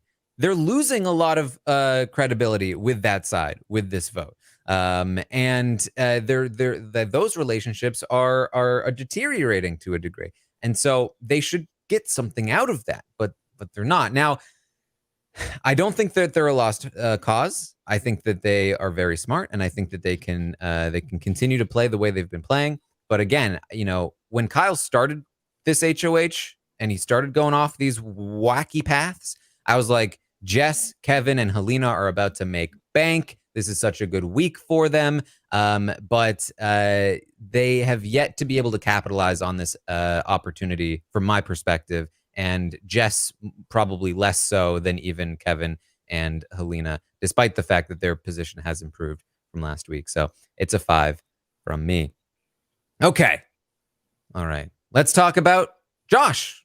Melissa, how do you feel about Josh? I don't really know how I feel about Josh, to be honest. I think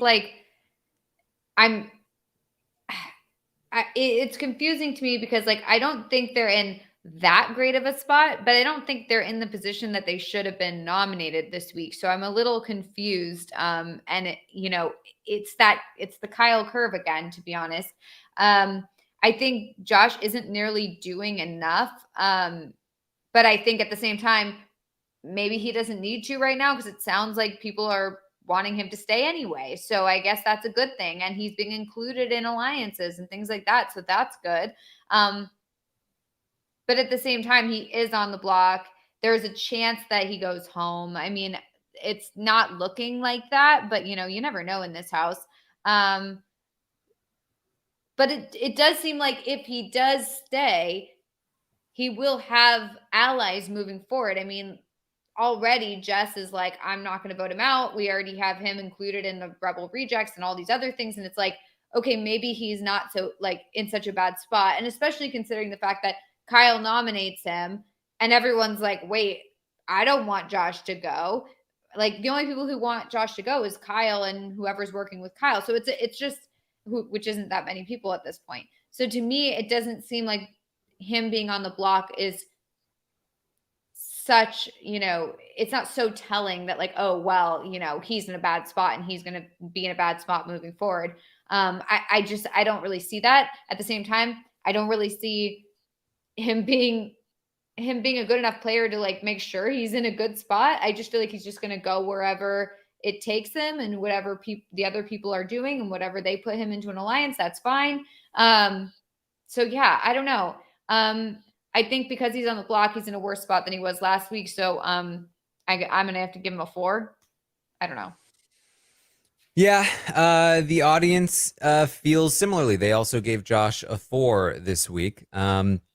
I gave Josh a 4 last week. I feel like his game, he has been stepped up to a degree. He's talking to more people, but he's also nominated, right? That's part of why. It's part of why he's talking to more people. And we are seeing that his relationships are coming through for him, and that's great. But I also feel like a large part of that is also the anti-Kyle sentiment, and that if Kyle hadn't screwed up this HOH so badly and he had wanted to target Josh, he might have been able to make it happen had he actually been able to, do it properly, because Josh is not super effective at, actively playing the game, at least right now, in order to counter such a thing. So I think that I would be giving Josh a 5 right now, if not for the fact that he's on the block and this house is all over the place, messy right now. I do expect him to stay, but I think I have to go with a 4 for now so that I can give him a 5 next week when he's not on the block, because I think that's probably where he should be if this is how he's going to continue to play. For now, I think that he is the kind of player that if he sticks around long enough, he can make a run in the end game. But for now, it's just not quite there for me. Aman, what do you think? Well, I'm gonna go ahead and give him the 5, baby. I'm gonna go ahead and give him the 5.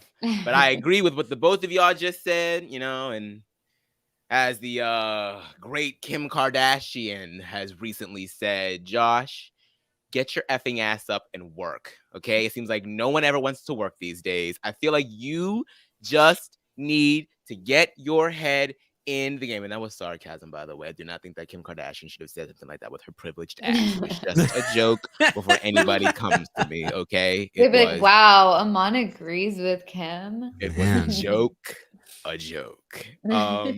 But yeah, I think that the most interesting thing about this for me is that Kyle is not wrong. Okay? Kyle's not wrong. Josh absolutely has the capacity to go all the way to the end of this game and win it. He hardly talks to anybody and everybody loves him. Mm-hmm. And yes, some of that has to do with some of it is F you, Kyle, and not, oh, I shouldn't have done that. I'm so sorry. A lot of it was F you, Kyle, and not so much I love you, Josh. But there's still a healthy amount of I love you, Josh. I don't want you to go in this vote this week. And so I think that can't be understated. And I think for everyone to be willing to come to your rescue because they're just like, I cannot believe that someone would want to put you up on the block. That's great to have. Now, Josh, now you just need to be the player that Kyle thinks that you are, the one that Mari thinks that you are. If you're going to be painted as this big threat, then boy, work.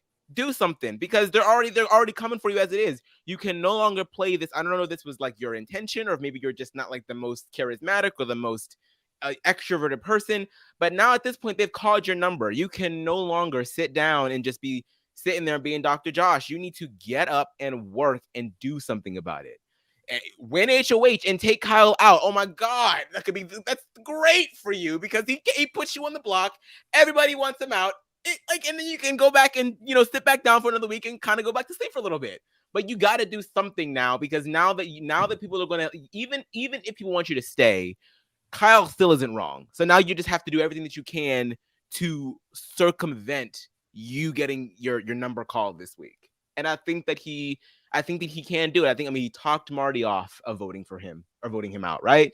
And I love the way that he handled when he got put on the block in the first place. Like, he could have, screamed, shouted. He could have done all of that, but he was like, you know what? Okay, well, I don't think this is the great decision for you. I don't even think I'm going to go home, Kyle, but okay. Like, he talked it out, and look, he's staying. So I think he's got some potential, and it can go either way depending on how he decides to move forward. So he's smack dab in the middle for me.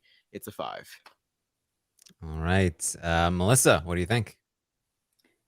Oh, sorry. We finished with Josh. I was like, I'll go again. We'll just keep going. It's just constant talk about Josh.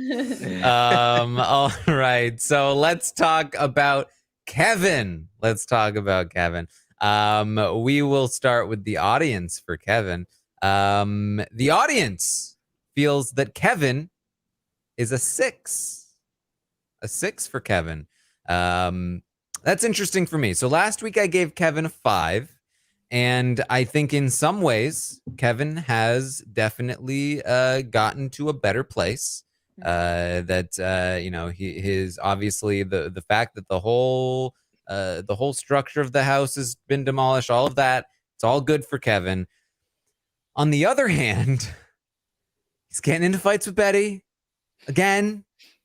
He's in this weird kind of like miscommunication war with Herman, which is a very dangerous place to be.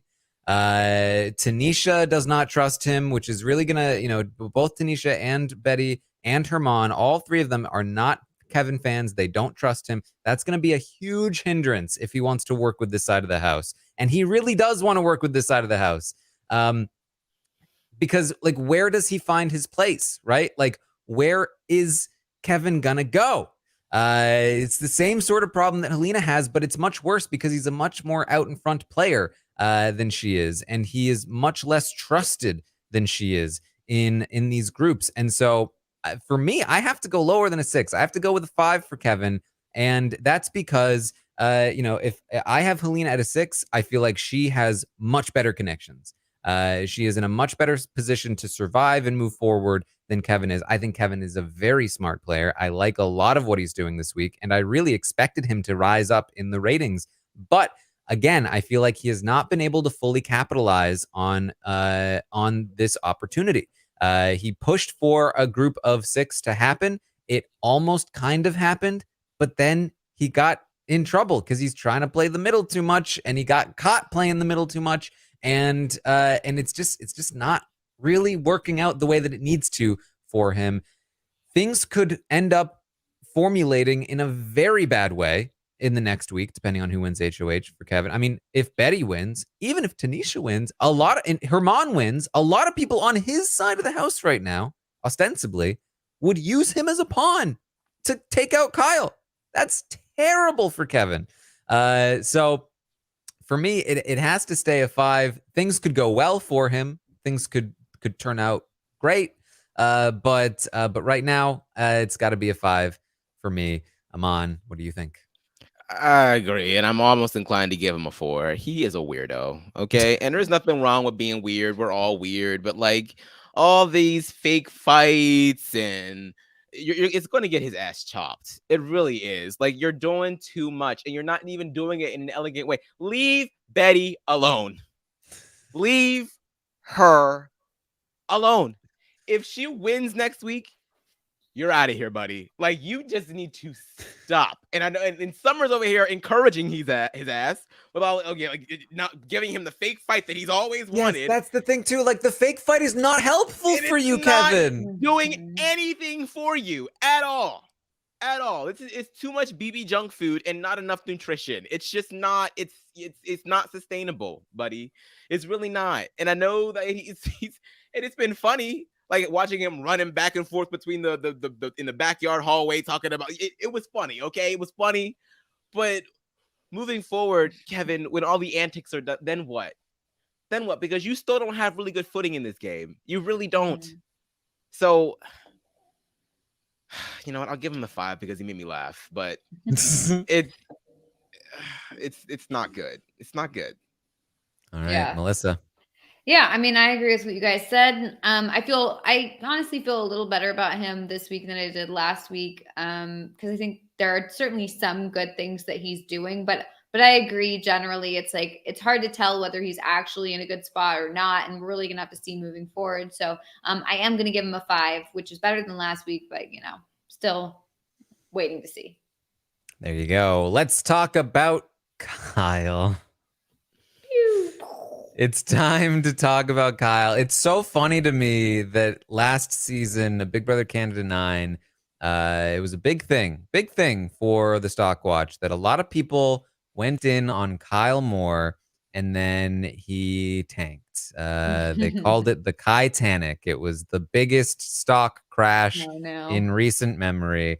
And, if you bought Kyle Moore stock after the Titanic and Big Brother Canada 9, you went to Big Brother Canada 10, you said, the Titanic too?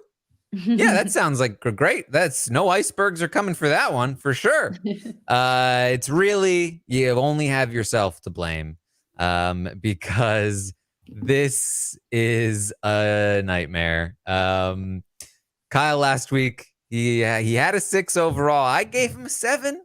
It was not a bad place. Not a bad place at all. This HOH should have been great. Mm-hmm. And instead, it's possibly the worst HOH in Big Brother Canada history. And how do you rate possibly the worst Big Brother Canada HOH in history? Anything but a 1. How do you do it? And I hear the arguments. He's not going home this week. How do you give the guy that's HOH, the guy that's not going home this week, a much better rating than the people on the block, the people that are going home this week? We haven't gotten to Stephanie yet, but that's a hint. How do you do that? How do I do that? Listen to him talk. My degree is not in English. It is in sport media. That's Ooh. how. Chills. I would be remiss if I looked back at the season and I looked at my ratings for Kyle this week on his HOH week and I did not give him a 1. I'd be like, what was I thinking? I was overthinking it like Kyle overthunk it. So for me, it's got to be a 1. Aman, what say you?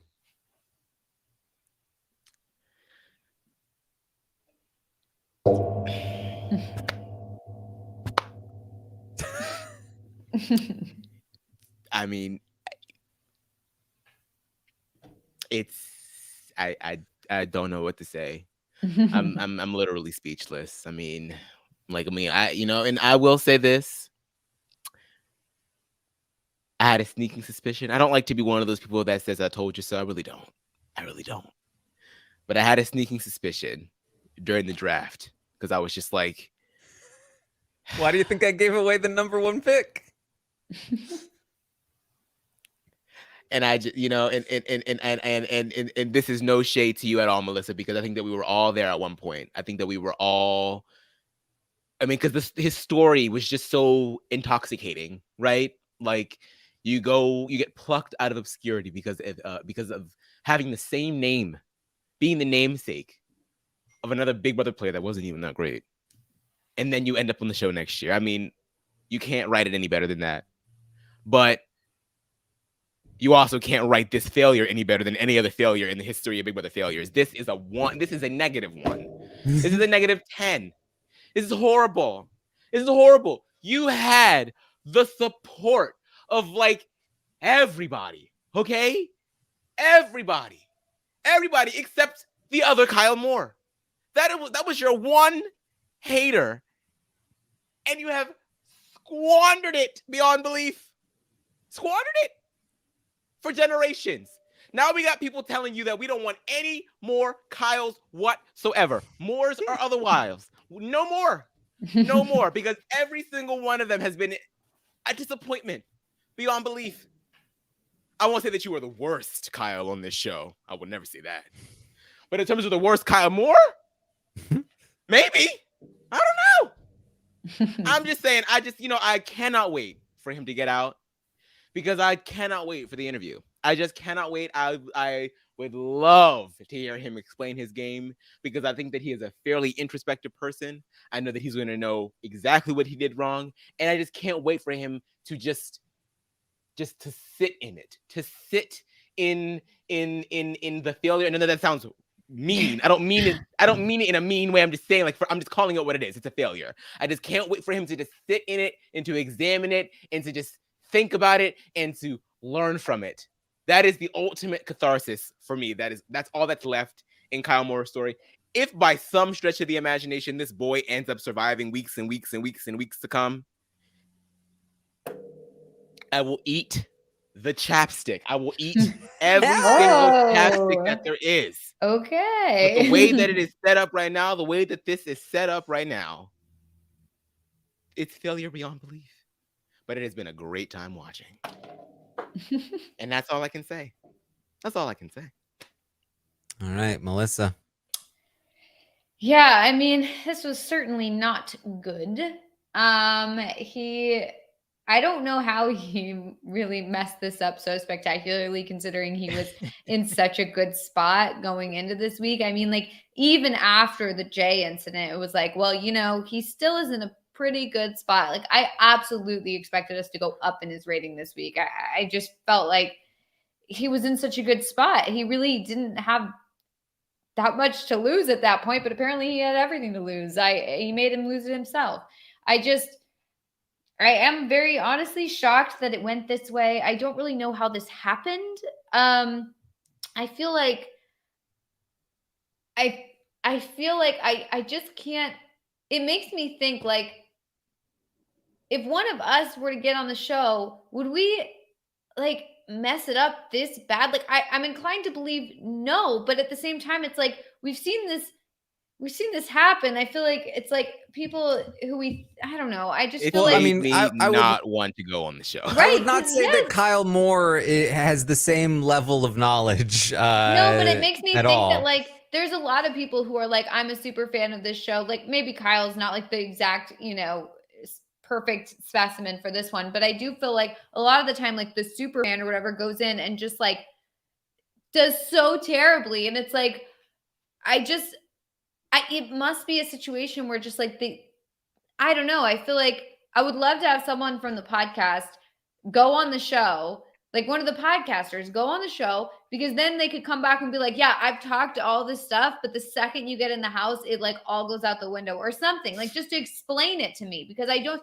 understand how you could act like you know what's going on and you act like I mean, I understand that like he's not even close. He has no. I know, think but like, it's he and it's really talked the so knowledge well that's about really. He talked so well about it in his like preseason interview and stuff like that. He made me believe that, this guy knows what he's talking about. He understands like the intricacies of the game. Maybe he hasn't been watching for so long, or he, is not like so engrossed in the fandom or whatever. But I figured like he would at least kind of get the understanding of it. Just as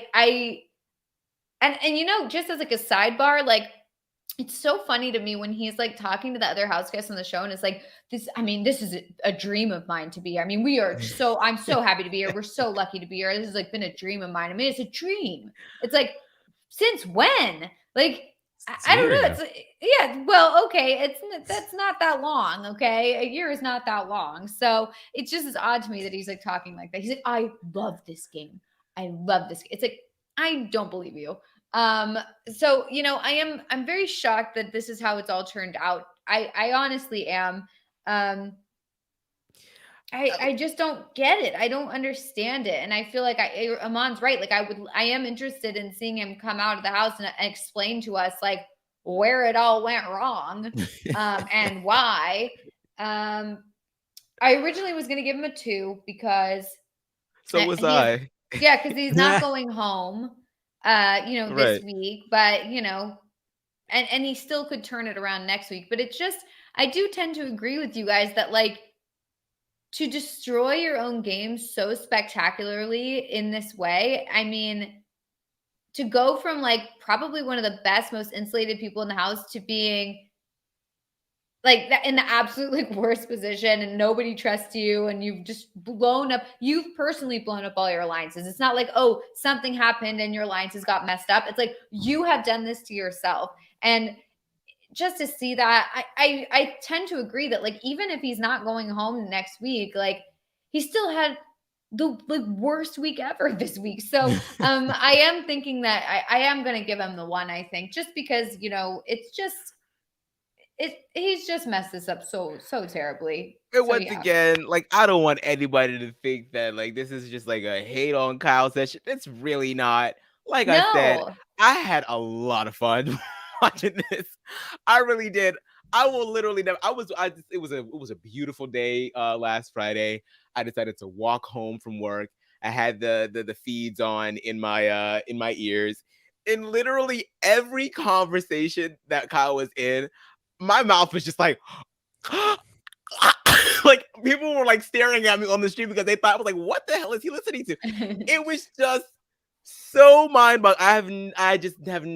We just don't see stuff like this a lot. We have seen crazy, like you can picture Devin, you can picture Frenchie, even though Frenchie's was tinged with a lot of like ickiness. But people have been, have crazed HOHs, but this was just a special brand considering the story that was behind him. It was just like, wow, it was just a sight to behold. It really was. And so I thank you, Kyle Moore. I thank you for bringing something to Big Brother that I didn't even know that I really wanted to be brought to Big Brother. Yes, dogs. Yes. Yeah. And I mean, I think what I would say to Melissa as well is you never really know a guy. Like especially like you can talk to a guy a couple times. You don't really know the guy. And so once you see him go on Big Brother, it can be a different story at times. And Big Brother is always going to take take your flaws and exaggerate them to their absolute fullest potential. So I think I would absolutely be terrible on Big Brother. Like, I think like if I went on Big Brother, I would not be able to come on this podcast with a straight face and be like, I am the arbiter of, who's playing a good game and a bad game. I mean, it would just be so embarrassing for me. RHAP who? Because if I go on Big Brother and do what he did, I don't care how many podcasts I've been on. I don't care how many drafts. I'm changing my name. I don't care if I get sued for not appearing in some post-game interview with Taran. You're gonna have to do it by yourself. You might as well just do a post-mortem on my game by your damn self, because I will not be there. Okay. So yeah. It's I am not one to cast a stone and not acknowledge that I might not be the best person to cast stones either. But yes, this was just a spectacular failure, and I love it. I just feel like I've seen so many times where the person says the right things and is like, no, like you feel like they know what they need to do going into the house, and then I feel like the second they get in the house, it's like everything goes out the window, game plan's over, changing everything, and it's just like I think the house just really gets to you. I think I'm like a worried person, and I could absolutely see myself just like spiraling and being like, these people, I don't trust them, I'm worried about them, and just like ruining my own game. Absolutely. I absolutely see a situation where I go in the house and I just end up being just like a random pick them off target right away, and that's that. And I'm like first out. I absolutely see that. So yeah, I don't think I could go on the show. It would be embarrassing for me. Well, really. I mean, I think that's the thing too, though. Like did Kyle say all the right things? Because I don't think he did. And again, that's part of why I didn't want to draft him. Is because straight away, the fact that he was involved in the community, but clearly didn't, reach out to people that he had the contact information for like help preparing. He thought he could do it on his own, just watch some seasons. Like that right away was like, oh boy, I don't know about this. Yeah, you know what? I should have guessed it because he doesn't follow me back on Twitter. Yeah. So I should have known. He follows all you guys, everybody else on RHAP, but not me. And I should have known it. And it's I probably thought, because of the game, the Among Us game. I played Among Us with him. Oh, oops, never mind. Yeah, and yet nothing. So yeah, I don't understand. I just figured I gave him the benefit of the doubt. I said, you know what? He probably just doesn't follow me because he probably just forgot, didn't see me, whatever. Not a big deal. No, you don't have to follow me, whatever. But then I was like, okay, this is all adding up. Now it all makes sense now. He is the type to not follow me, so I don't know about this. I should have clocked that. Yeah, there you go. Yeah, rude, right? Rude. We can all agree. Yeah. We can all agree. Follow her back, Kyle, once you see this, because we know you're going to watch. Now he won't. Now he'll be like, oh, yeah, you gave me a 1. I'm not doing that. What are you gonna do? Some people are good at taking the criticism, and some people are not. We'll see how Kyle handles it. The audience gave Kyle a 2. They gave him a 2. They did not follow through with the 1. The audience. They probably would have changed it now, because maybe. I was gonna give him a 2. We all spoke. I changed it to a 1. I think the audience would have gone along with us. Yeah, they would have agreed with us. We would have convinced them. All right, let's talk about Marty. Aman, how do you feel about Marty? Marty,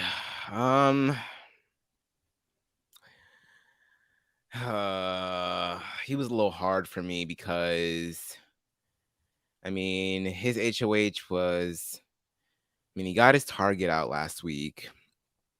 He's coming into this week with a few people looking at him sideways, but then people in his little alliance, his little bro alliance, won HOH. So he was never really in any real danger this week, which is kind of good. But him spouting off at the mouth and just naming all of these targets is just he had the right HOH for it. If Kyle is the ultimate destroyer of his own game, then Marty handed him the matches. like this whole Josh target was just like, why? Where did it come from? And now you're over here telling Josh that you were the reason that he's on the block, and now you're telling him that you're willing to vote for. What are you doing, sir? Like, that don't make sense in English or French. What are you doing? I'm just like, I just want to know what like his prognosis is. Like, what is your ultimate goal? Do you just want to like travel forward with the 4 of these guys and that's it? But then why put yourself, like, why name unnecessary targets? I just don't get it.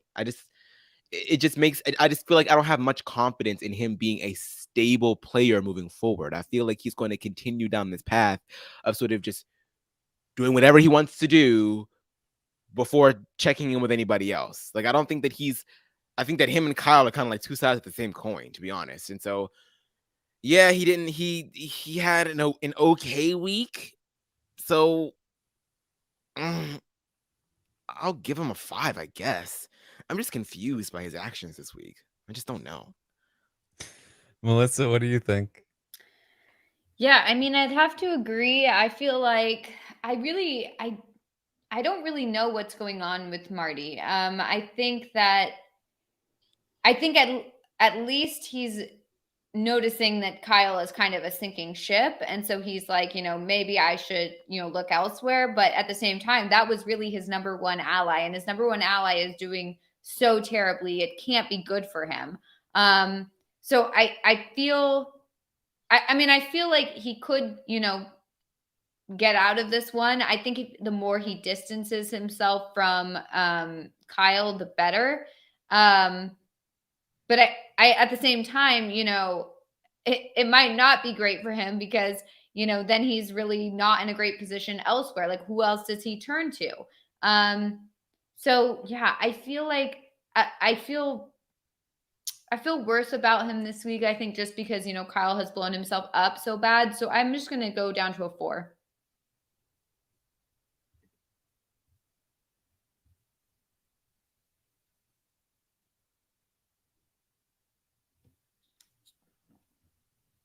Wait, I don't think it's just you, Melissa. Can you not hear Taran either? No, I couldn't hear Taran. Oh, Now I hear him. sorry about I that. was literally like checking my thing. I was yeah, like, I saw you checking. I was "Hey." like, no, I hear you. So I think it's him. Okay. It was so weird. I was like,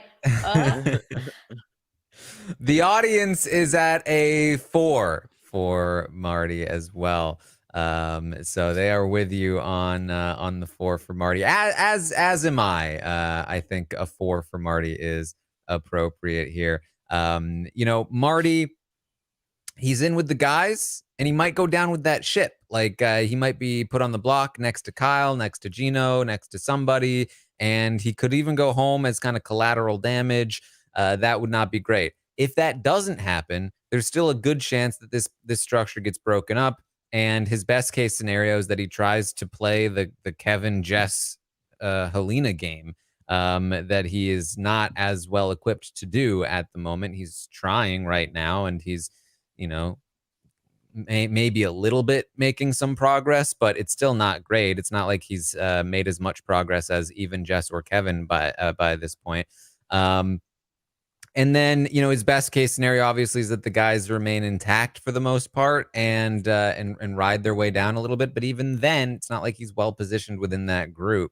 So there's a long way to go for Marty. And I also don't have a ton of faith in him as a player because he is messy. So if for me, it is also a 4 this week. Mm-hmm. Let's talk about Moose. How do we feel about Moose? Melissa, why don't you start? This is a tricky one for me because, obviously he was put in a bad spot this week. He was nominated. That's not good, but he won the veto and he used it on himself. That's great. And I do feel like I was pretty impressed with the way he handled the Steph situation.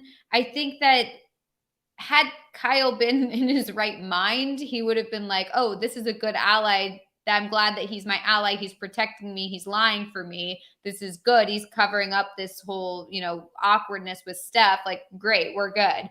Instead, it got turned around. But I think under normal circumstances, we would all be impressed with Moose here. So I feel like I don't really know what to do, because I was personally impressed by him, but he was put in such a bad spot. However, I don't really know how it's going to go moving forward, because I feel like it's still Kyle versus Moose. Even if it's like, yeah, no, we're good. It's like, they're not going to be good. They're clearly not. I mean, if I was Moose, I wouldn't trust Kyle again. Clearly, Kyle has something against him. I think Kyle would probably want to get Moose out next chance he gets. But I do think that it's hard for me, because I feel like I want to say he's in a kind of a better spot, because now at least he knows that Kyle is anti-Moose. And, like previously it was like, we knew that Kyle had some weird thing with Moose, but he didn't know it. So he was trusting him. Well, now he knows not to trust him. Maybe he can get in with a better situation. So, gosh, I don't know. Yeah, it's rough. It's a hard one. I think it's a bit of a live decision for me as well. Right. Cause it's like, this could really go either way. And I think for me, I am going to reward the fact that Moose played that conversation with Steph really well. So I think, going to give him a 5, because it could really go anywhere from here. But yeah, that's mainly rewarding him for the fact that I think that he can talk his way out of sticky situations moving forward. Mm-hmm. Okay. The audience disagrees with you on this one. The audience gave Moose a 4. It was between 4 and a 5 for me. I do think I am more with the audience on this one as well. I am also going to give Moose a 4. I like Moose. I like him a lot. I think he has potential in this game. I think that I would say Moose's 2 biggest flaws right now are his youth and inexperience and lack of knowledge in the game. I'm wrapping that all up into 1 instead of making it 3. And then also his pre-existing relationship with Kyle really sunk him way more than it should have. Should have been a huge benefit, ended up being a big anchor. And so that is not great. But I do think he has potential in this game. I think that he is a good liar. I think that he is good at bonding with people. I think he has a pretty good strategic mind. I think that he recognized that Herman was a huge threat and that he needed to undermine Herman's power structure.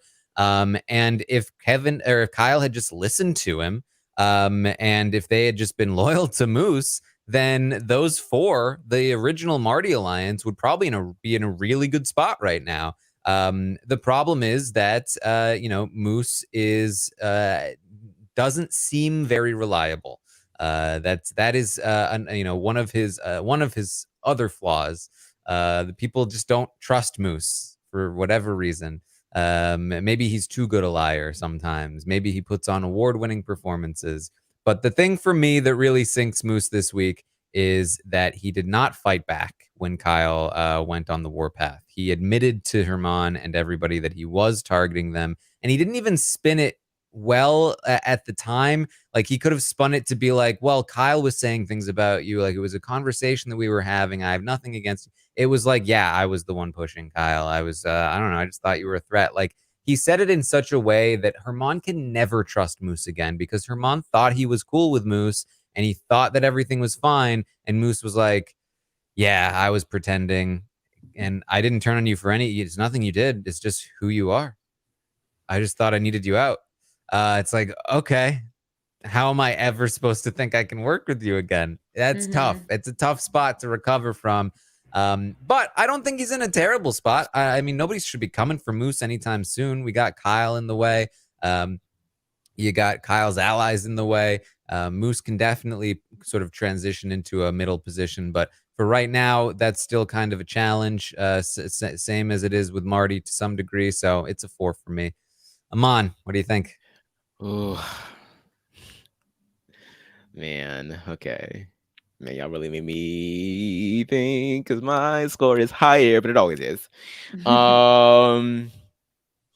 Plus, it's also coupled with the fact that Moose is my boo thing this season. I have a crush on Moose. Moose, why am I always picking your crushes that don't know the game, Aman? Well, I would say that I think I like Moose's chances more than I did DX. That's for sure. DX after a while, man. Nope. Which I've since gotten over. Claire, you can have him. So I like Moose won the veto, took himself off. Moose also had great game talk, getting himself out of that situation with Steph. He's got the physical, he's got the social. Yes, his game did get blown up, and yes, maybe there was something to be said about he should have just tried to blame everything on Kevin. I don't know if that makes the situation worse though, because not Kevin, Kyle is already volatile as it is, and then going and fighting against him, I think that just spells disaster more so than just maybe just copping to it. So yes, now Herman knows that he felt this way, but I think that's a lot better than having to continue to lie. And I could be wrong, but I think that sort of disarms him for a bit. And I think that, like you said, he can kind of just sit back for a little bit. Now that his cards have been put on the table, do you have to play as hard now? Especially now that everybody else is sort of like running around with like chickens with their heads cut off. And I think that he knows that. I think, you know, he verbalized it even when the whole thing with Steph went down. He was just like, look, Kyle, like, this is why I said what I said. I don't know why you had to throw me under the bus like that. I'm not blaming you. I'm not mad at you for it. But like, that was kind of weird. But we'll move forward. Let's just move forward. And it's the same thing with Hermione. It's like, yeah, I was scared, dog. What can I say? I thought that you might be wanting to come for me. I'm sorry, but we can move forward. Like, and maybe they can, you know? So, what did I give Herman?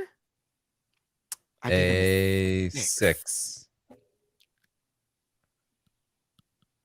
I will give Moose a 6. Okay, there you go. I like the optimism. Where's Moose? He's a 6. That's where he is. I just think he was just. I think that he handled. Yes, his game was exposed, but I think that if this were not Moose and someone else's game was exposed, like if this were a Stephanie and her game were exposed, woo! I mean, and of course she's already on the box. I mean, she's not the best example, but if this were anybody else, I don't know if they handled it as well as Moose does. Yeah, and that's what gives I can me. agree with That's that, why yeah. I'm giving him a 6. Yeah. All right, let's talk about Stephanie. Steph is on the block. The audience gave her a 2. I am inclined to agree. I actually considered a 3 just because of how nonsense it is that she's on the block in the first place.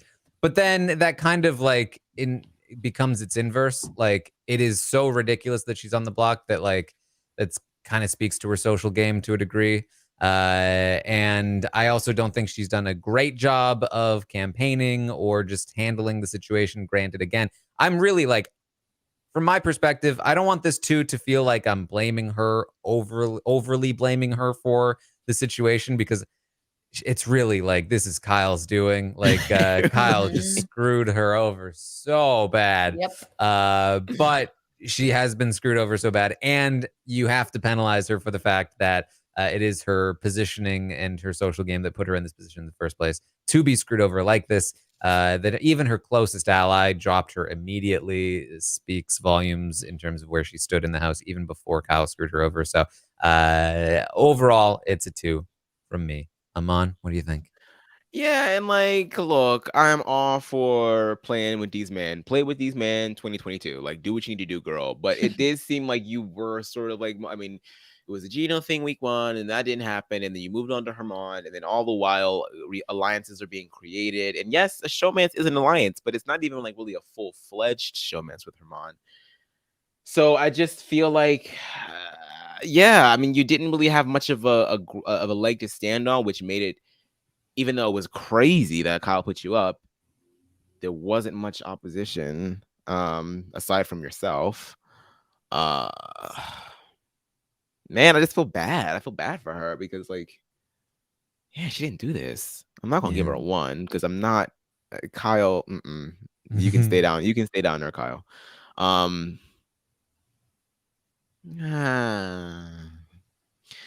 mean, the vote was almost 5-6. Okay, almost.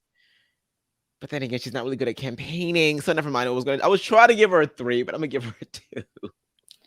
Yeah, I agree. I'm between a 2 and a 3, to be honest, because I do feel like I feel bad about the 2 because it really isn't her fault. And I thought she did as well as she could in the conversation with Kyle, but he just wasn't having it. I mean, he wasn't listening to logic, I guess. Like she was saying, why would you do this? I wouldn't have done this to you. I wouldn't have turned on you, you know? And I felt like, and even just her being like, okay, Moose, come up here. Let's talk about it, rather than like, I'm just going to go talk to Moose on my own, like in private or something, like putting it all out in the open, being like, I never was targeting him. Like, what are you talking about? I think was a pretty good move in this situation. I think the problem is it didn't matter. And I think the only reason why I would give her a 2 is because, you know, the odds are she is going home.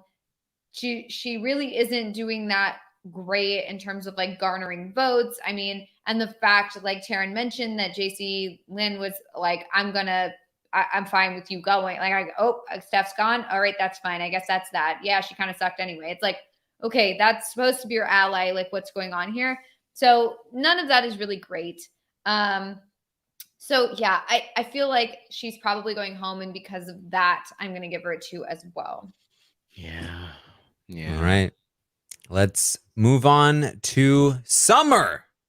Let's talk about Summer because I've been waiting to talk about Summer. I think that Summer is our new best, at least positioned player in the house. For me, Summer is going to receive my highest rating of the night, and that's going to be a 7 for Summer, up from her 6 last week. I think that Summer is the person that has benefited the most from Kyle's nonsense. Summer is the person who has been able to essentially become the core of the new side that's forming against Kyle, while still not being the primary target for the Kyle side, at least so far. If everything goes along the current track, Summer will be the new Herman for that side. Summer is the one that's connected to Tanisha and Josh the most. Summer has Kevin more than anyone else. Summer is connected to Herman more than most. Summer also has connections to the other side, like with Geno over there. Summer is positioned very well. Now, the reason I'm not going too much higher than a 7 right now is because she didn't like make this happen. Her social game made it happen. Her strategic positioning is good, and it put her in a position to be here, and she's handling it very well. But it's not like she like has built this intentionally. It just kind of like it happened because of, again, in the same way that a lot of people are not at fault for Kyle's nonsense. Like Summer is somebody that benefited from it, where a lot of people were like just severely punished. And that's because she's good. She's good at this. And I think that if she is able to maintain this, she can be really great. But for right now, it's good, and I need to see how she's able to hold on to it, because I really do think that Summer could, if she grasps these reins, she could become the new power player of the game. But there's a long way to go before that happens. And I'm very, very interested to see if it does, because I really like Summer. I think she is a delight to watch on the feeds and at any time. And if she is like our driving force of the season, I think we're in for a really good season. So we will see where it goes. But for now, I'm going for a 7. Aman, how do you feel? I would love to give Summer my highest. I would really, really love it. But the Geno thing scares me. If it's a bad thing for Geno, then it's a bad thing for her. Like, and I just feel like Oh, that little triangle, even though they're not really editing it as such, that's what it is. And I see the two of them sort of like, I just see things not ending very well when it gets down to the nitty gritty. And I'm just don't think that that's going to be good for her, their games, although that is sort of like into the future. So I guess I should judge for what she's been doing now. And I agree with pretty much everything that you said, Taran. I think that she is in a really great spot. I think that everybody loves her. I think that her being associated with Tanisha is the biggest thorn in her side right now. So apart from the Gina stuff, they're always putting the two of them together. It's always, I don't trust Summer and Tanisha. It's never just I don't trust Summer. Like, so if they were just if Tanisha weren't, but the sucky thing about that is that Tanisha also is a great sounding board for Summer. They often debrief and talk about what they know about the house with one another, and it conversations are often fruitful a lot of the time, and they're able to sort of like assess where to move next. So do I just give her the 8 anyway?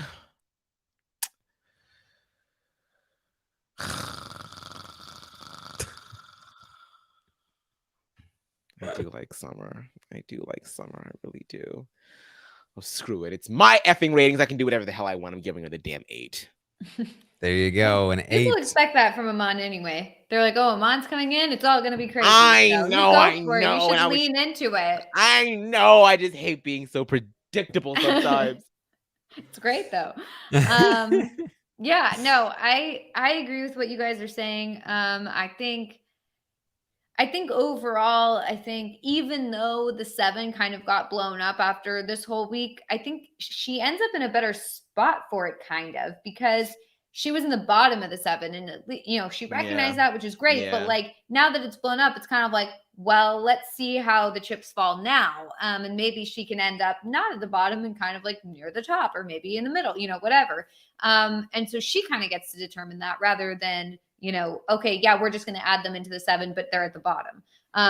So I do feel like this could end up being really great for her moving forward. And I just hope she handles it well and uses that moving forward. So I am going to change my 5 to a 6. So she's a 6 for me. All right. Melissa, staying in line with the audience here, the audience also gave Summer a 6. There you go. Nice. All right. Finally, let's talk about Tanisha. Last week I gave Tanisha a 5. And I'm not the one that goes first here as well. So, Aman, what do you think about Tanisha? I do like the way that Tanisha tries to collect as much information as possible. Like I said, many of the positive attributes of Summer are also shared by her. I just think that she is seen as a bit more intimidating than Summer is. I don't know if it's because she's taller or if she's older. She has more of she's just not as flighty and as bubbly as Summer is. So I think that a lot of people fear her, which isn't great because her name is constantly brought up as someone to look out for. But in terms of this big crumble of Kyle week, I mean, it's mostly a net positive as well. I mean, everybody that's associated with Kyle, whether it be Marty, I think it really just Marty and Kyle, and then I guess some Kevin as well. Those are the 3 people that are like, oh, I want to come for them. I'm coming for her. I'm coming for her. So I feel like as long as none of them win, she's probably in a good spot. I just think that she needs. I think Tanisha just needs an HOH. I think Tanisha needs an HOH so she can get her foothold and really change the course of the game moving forward. I think if she gets HOH and she takes out Marty or she takes out Kyle, I think that will cement her for weeks moving forward. Because right now I think that she's still in a very tenuous position. But I'm going to give her a 6. I'll give her a 6. A 6 from Aman. Melissa, what do you think?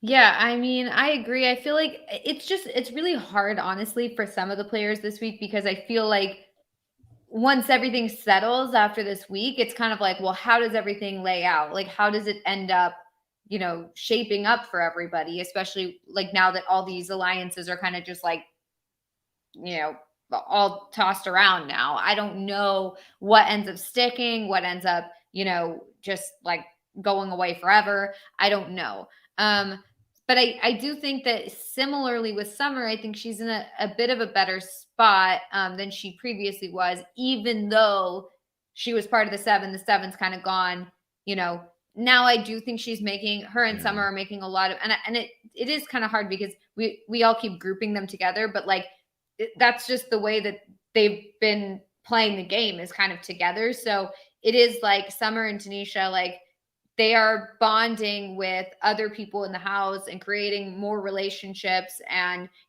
they wouldn't be as reliant on that seven anyway. So I feel pretty good about Tanisha as well as I do about Summer. And I think it could really go either way as we move forward. So for me, for now, I'm going to give Tanisha a 6 as well. All right. The audience agrees with both of you. They also gave Tanisha a 6. Yeah. But I disagree. Uh-oh. No.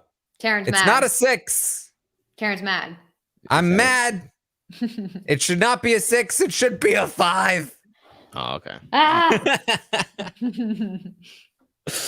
My thing with Tanisha is that I just don't have a lot of faith in her game. I just she hasn't really done much. She really just, she is the Geno of this side, except with fewer personal connections and relationships and alliances. Summer really is sort of like the head of the operation, and Tanisha is she's kind of there sometimes, and she doesn't always have her head in the game, and I feel like she's the kind of player that's gonna have a hard time winning in the end if she can't step it up a little bit, and make some progress. So for me, Tanisha is a 5. I would love to see her go up. I think if Summer continues to climb the ladder here, the chaos is a ladder, and really take charge of the game and takes Tanisha with her, I think that will raise her up for me. But for now, it's just a 5, just a 5 here. But that's what we got for the stock watch. There it is. We made it through 2.5 hours in. Yeah. We're Wait, alive. so it looks like Betty went up and Betty went up. Jess went up and Helena went up.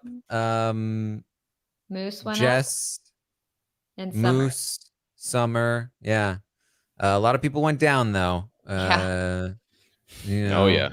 Geno didn't do takes a hit. Herman goes down. Jace goes down. Let's see. Josh goes down. Kyle, quite a fall. Let's see. Steph goes down. Yeah, it's not great. It's probably not great for the amount of shares that people hold in some of these players. I imagine a lot of people not good for me. Lost a lot of money. Let's try and take a look here at what we've got on the leaderboard. In first place, tied for first place, we've got looks like 11 people. All of them went in Summer? on Summer. Summer was the best buy Wow. of the week. There you go. Let's see here. Let's see where I fall on this list, because I went in on Geno. Oh no. Wait, what's your rank? 900? 938. Not great. Oh wow, that's the worst you've ever been. Not great. That is the worst I've ever been. Yeah, that's it's not great. I have less money than I started with here. Oh wow. Not great. What is Melissa up to? Melissa way ahead of me. 192. Whoa. How did that happen? You went in on Helena and Kevin. I think Kevin stayed neutral, and Helena made some money. I thought I went in on Herman and And jacey-lynne. I don't know why. Is that not me? Oh wait, hold on. No, I think this is you. Is Yeah, that me? Melissa Deni. Yeah, that's you. Are we sure someone didn't like go and like hijack my thing? I swear, I like this whole time that we've been going, I was like, man, I went on Herman and I went on jacey-lynne, and this is not good for me. What? I don't know. Okay, well, this is good for me, I guess. Whoever is manning my system is doing a good job. Aman, looks like you did not make any purchases. Look, I stopped messing with the stock watch a long time ago. Okay, maybe for BB24. If only I had that luxury. Uh, I have to embarrass myself every week. I just always forget. And then I'm just like, it's just not worth it anymore. So yeah, that's why I've recruited people to remind me, because I always forget. BB24, I'm entering it again, I swear. Good. All right, we'll take a quick look at the bottom of the list here. Those that went in on Kyle, down to $89. Oh, Oof. that's tough. Kyle was a rough investment for sure. There you go. Wow. Okay. I cannot believe I did so well. I mean, relatively well. I'm still in the hundreds, but you know. We'll see. We'll see how this one plays out. I am definitely starting from far behind here. Kyle, you crashed my market. Jay's market crashed. What are you gonna do? Yeah. Yikes. Those poor people. Yeah. What a fall. I also love how we went and showed on the screen like the one who was ranked last. Yeah. That's what are you gonna do? Yeah. But they'll just have to pick it up. It's a badge of honor. You went down on the Titanic. Expose them. Shame. Oh God. Shame. Yeah, really. All right. Well, that is the week on the Roundtable. That's what we have for you. Any final thoughts, Melissa? You know, I'm just excited to see where this all falls next week. I feel like this week everything is kind of reshuffled a bit, and it'll be interesting to see who wins next HOH and then like how everything falls. So, you know, it is kind of nice, like as chaotic as it's been and all that sort of stuff. It is kind of nice because, you know, if Kyle had just done the easy thing, okay, great. Then we get a 7-person alliance solidified. And then that's just that. Like, it's kind of better for us in the long run, even though it was like really wild. So yeah, looking forward to seeing how this plays out. All right, Aman, any final thoughts? Yeah, I think I'd be remiss to say if I didn't mention just, you know, some of the dialogue that we've seen online and some of the dialogue that we've seen in the house, just about like how some of these lines are being drawn. I think that there is a little bit of paranoia about the potential of another cookout happening. As far as Marty is concerned, I think we heard Kevin mention it a little bit.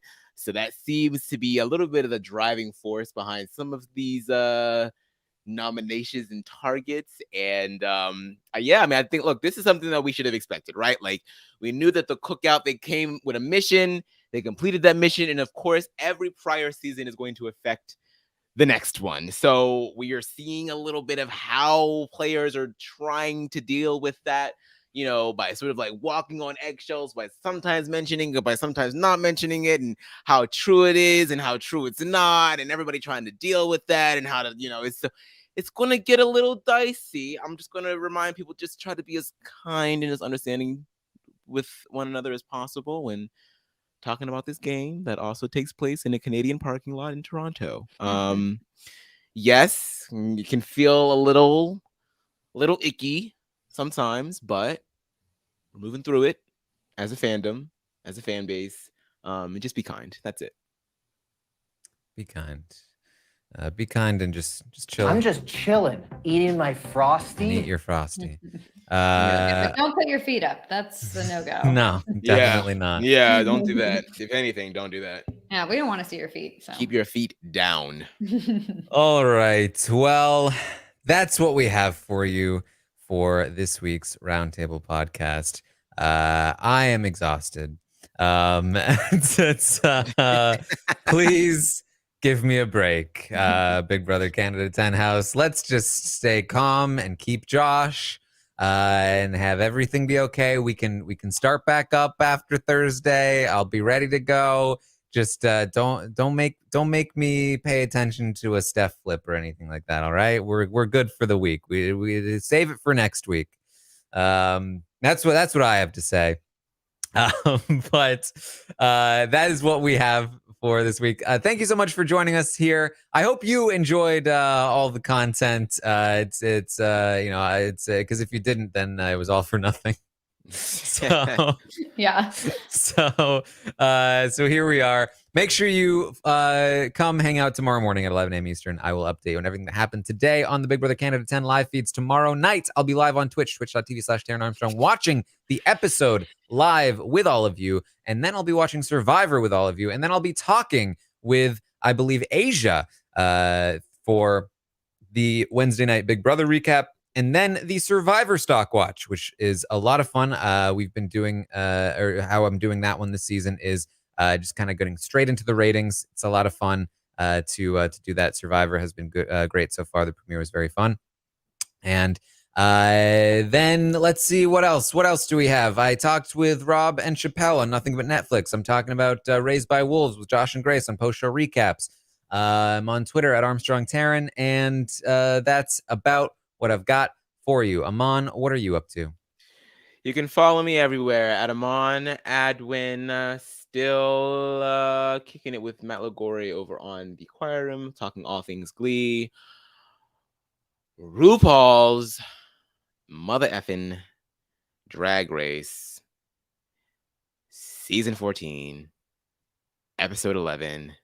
Still 8 queens left in the competition, okay? So just come commiserate with Liana and Beth and I. We feel your pain. We're going to get through this together. It's been a lot of fun, but boy, has it been long. Okay, so yeah, still doing that over there in RHAP wrap-ups. And I was just back with Bryce at the Purple Pants podcast talking everything from Kim Kardashian's crass ass to all of the crazy bills that are floating around the Florida Senate. So yeah, you can follow me anywhere over there.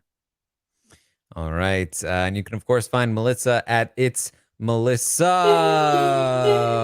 with 3 A's, 3 of them. And that's what we have for you. Thank you so much for joining us here today. And we will see all of you next time.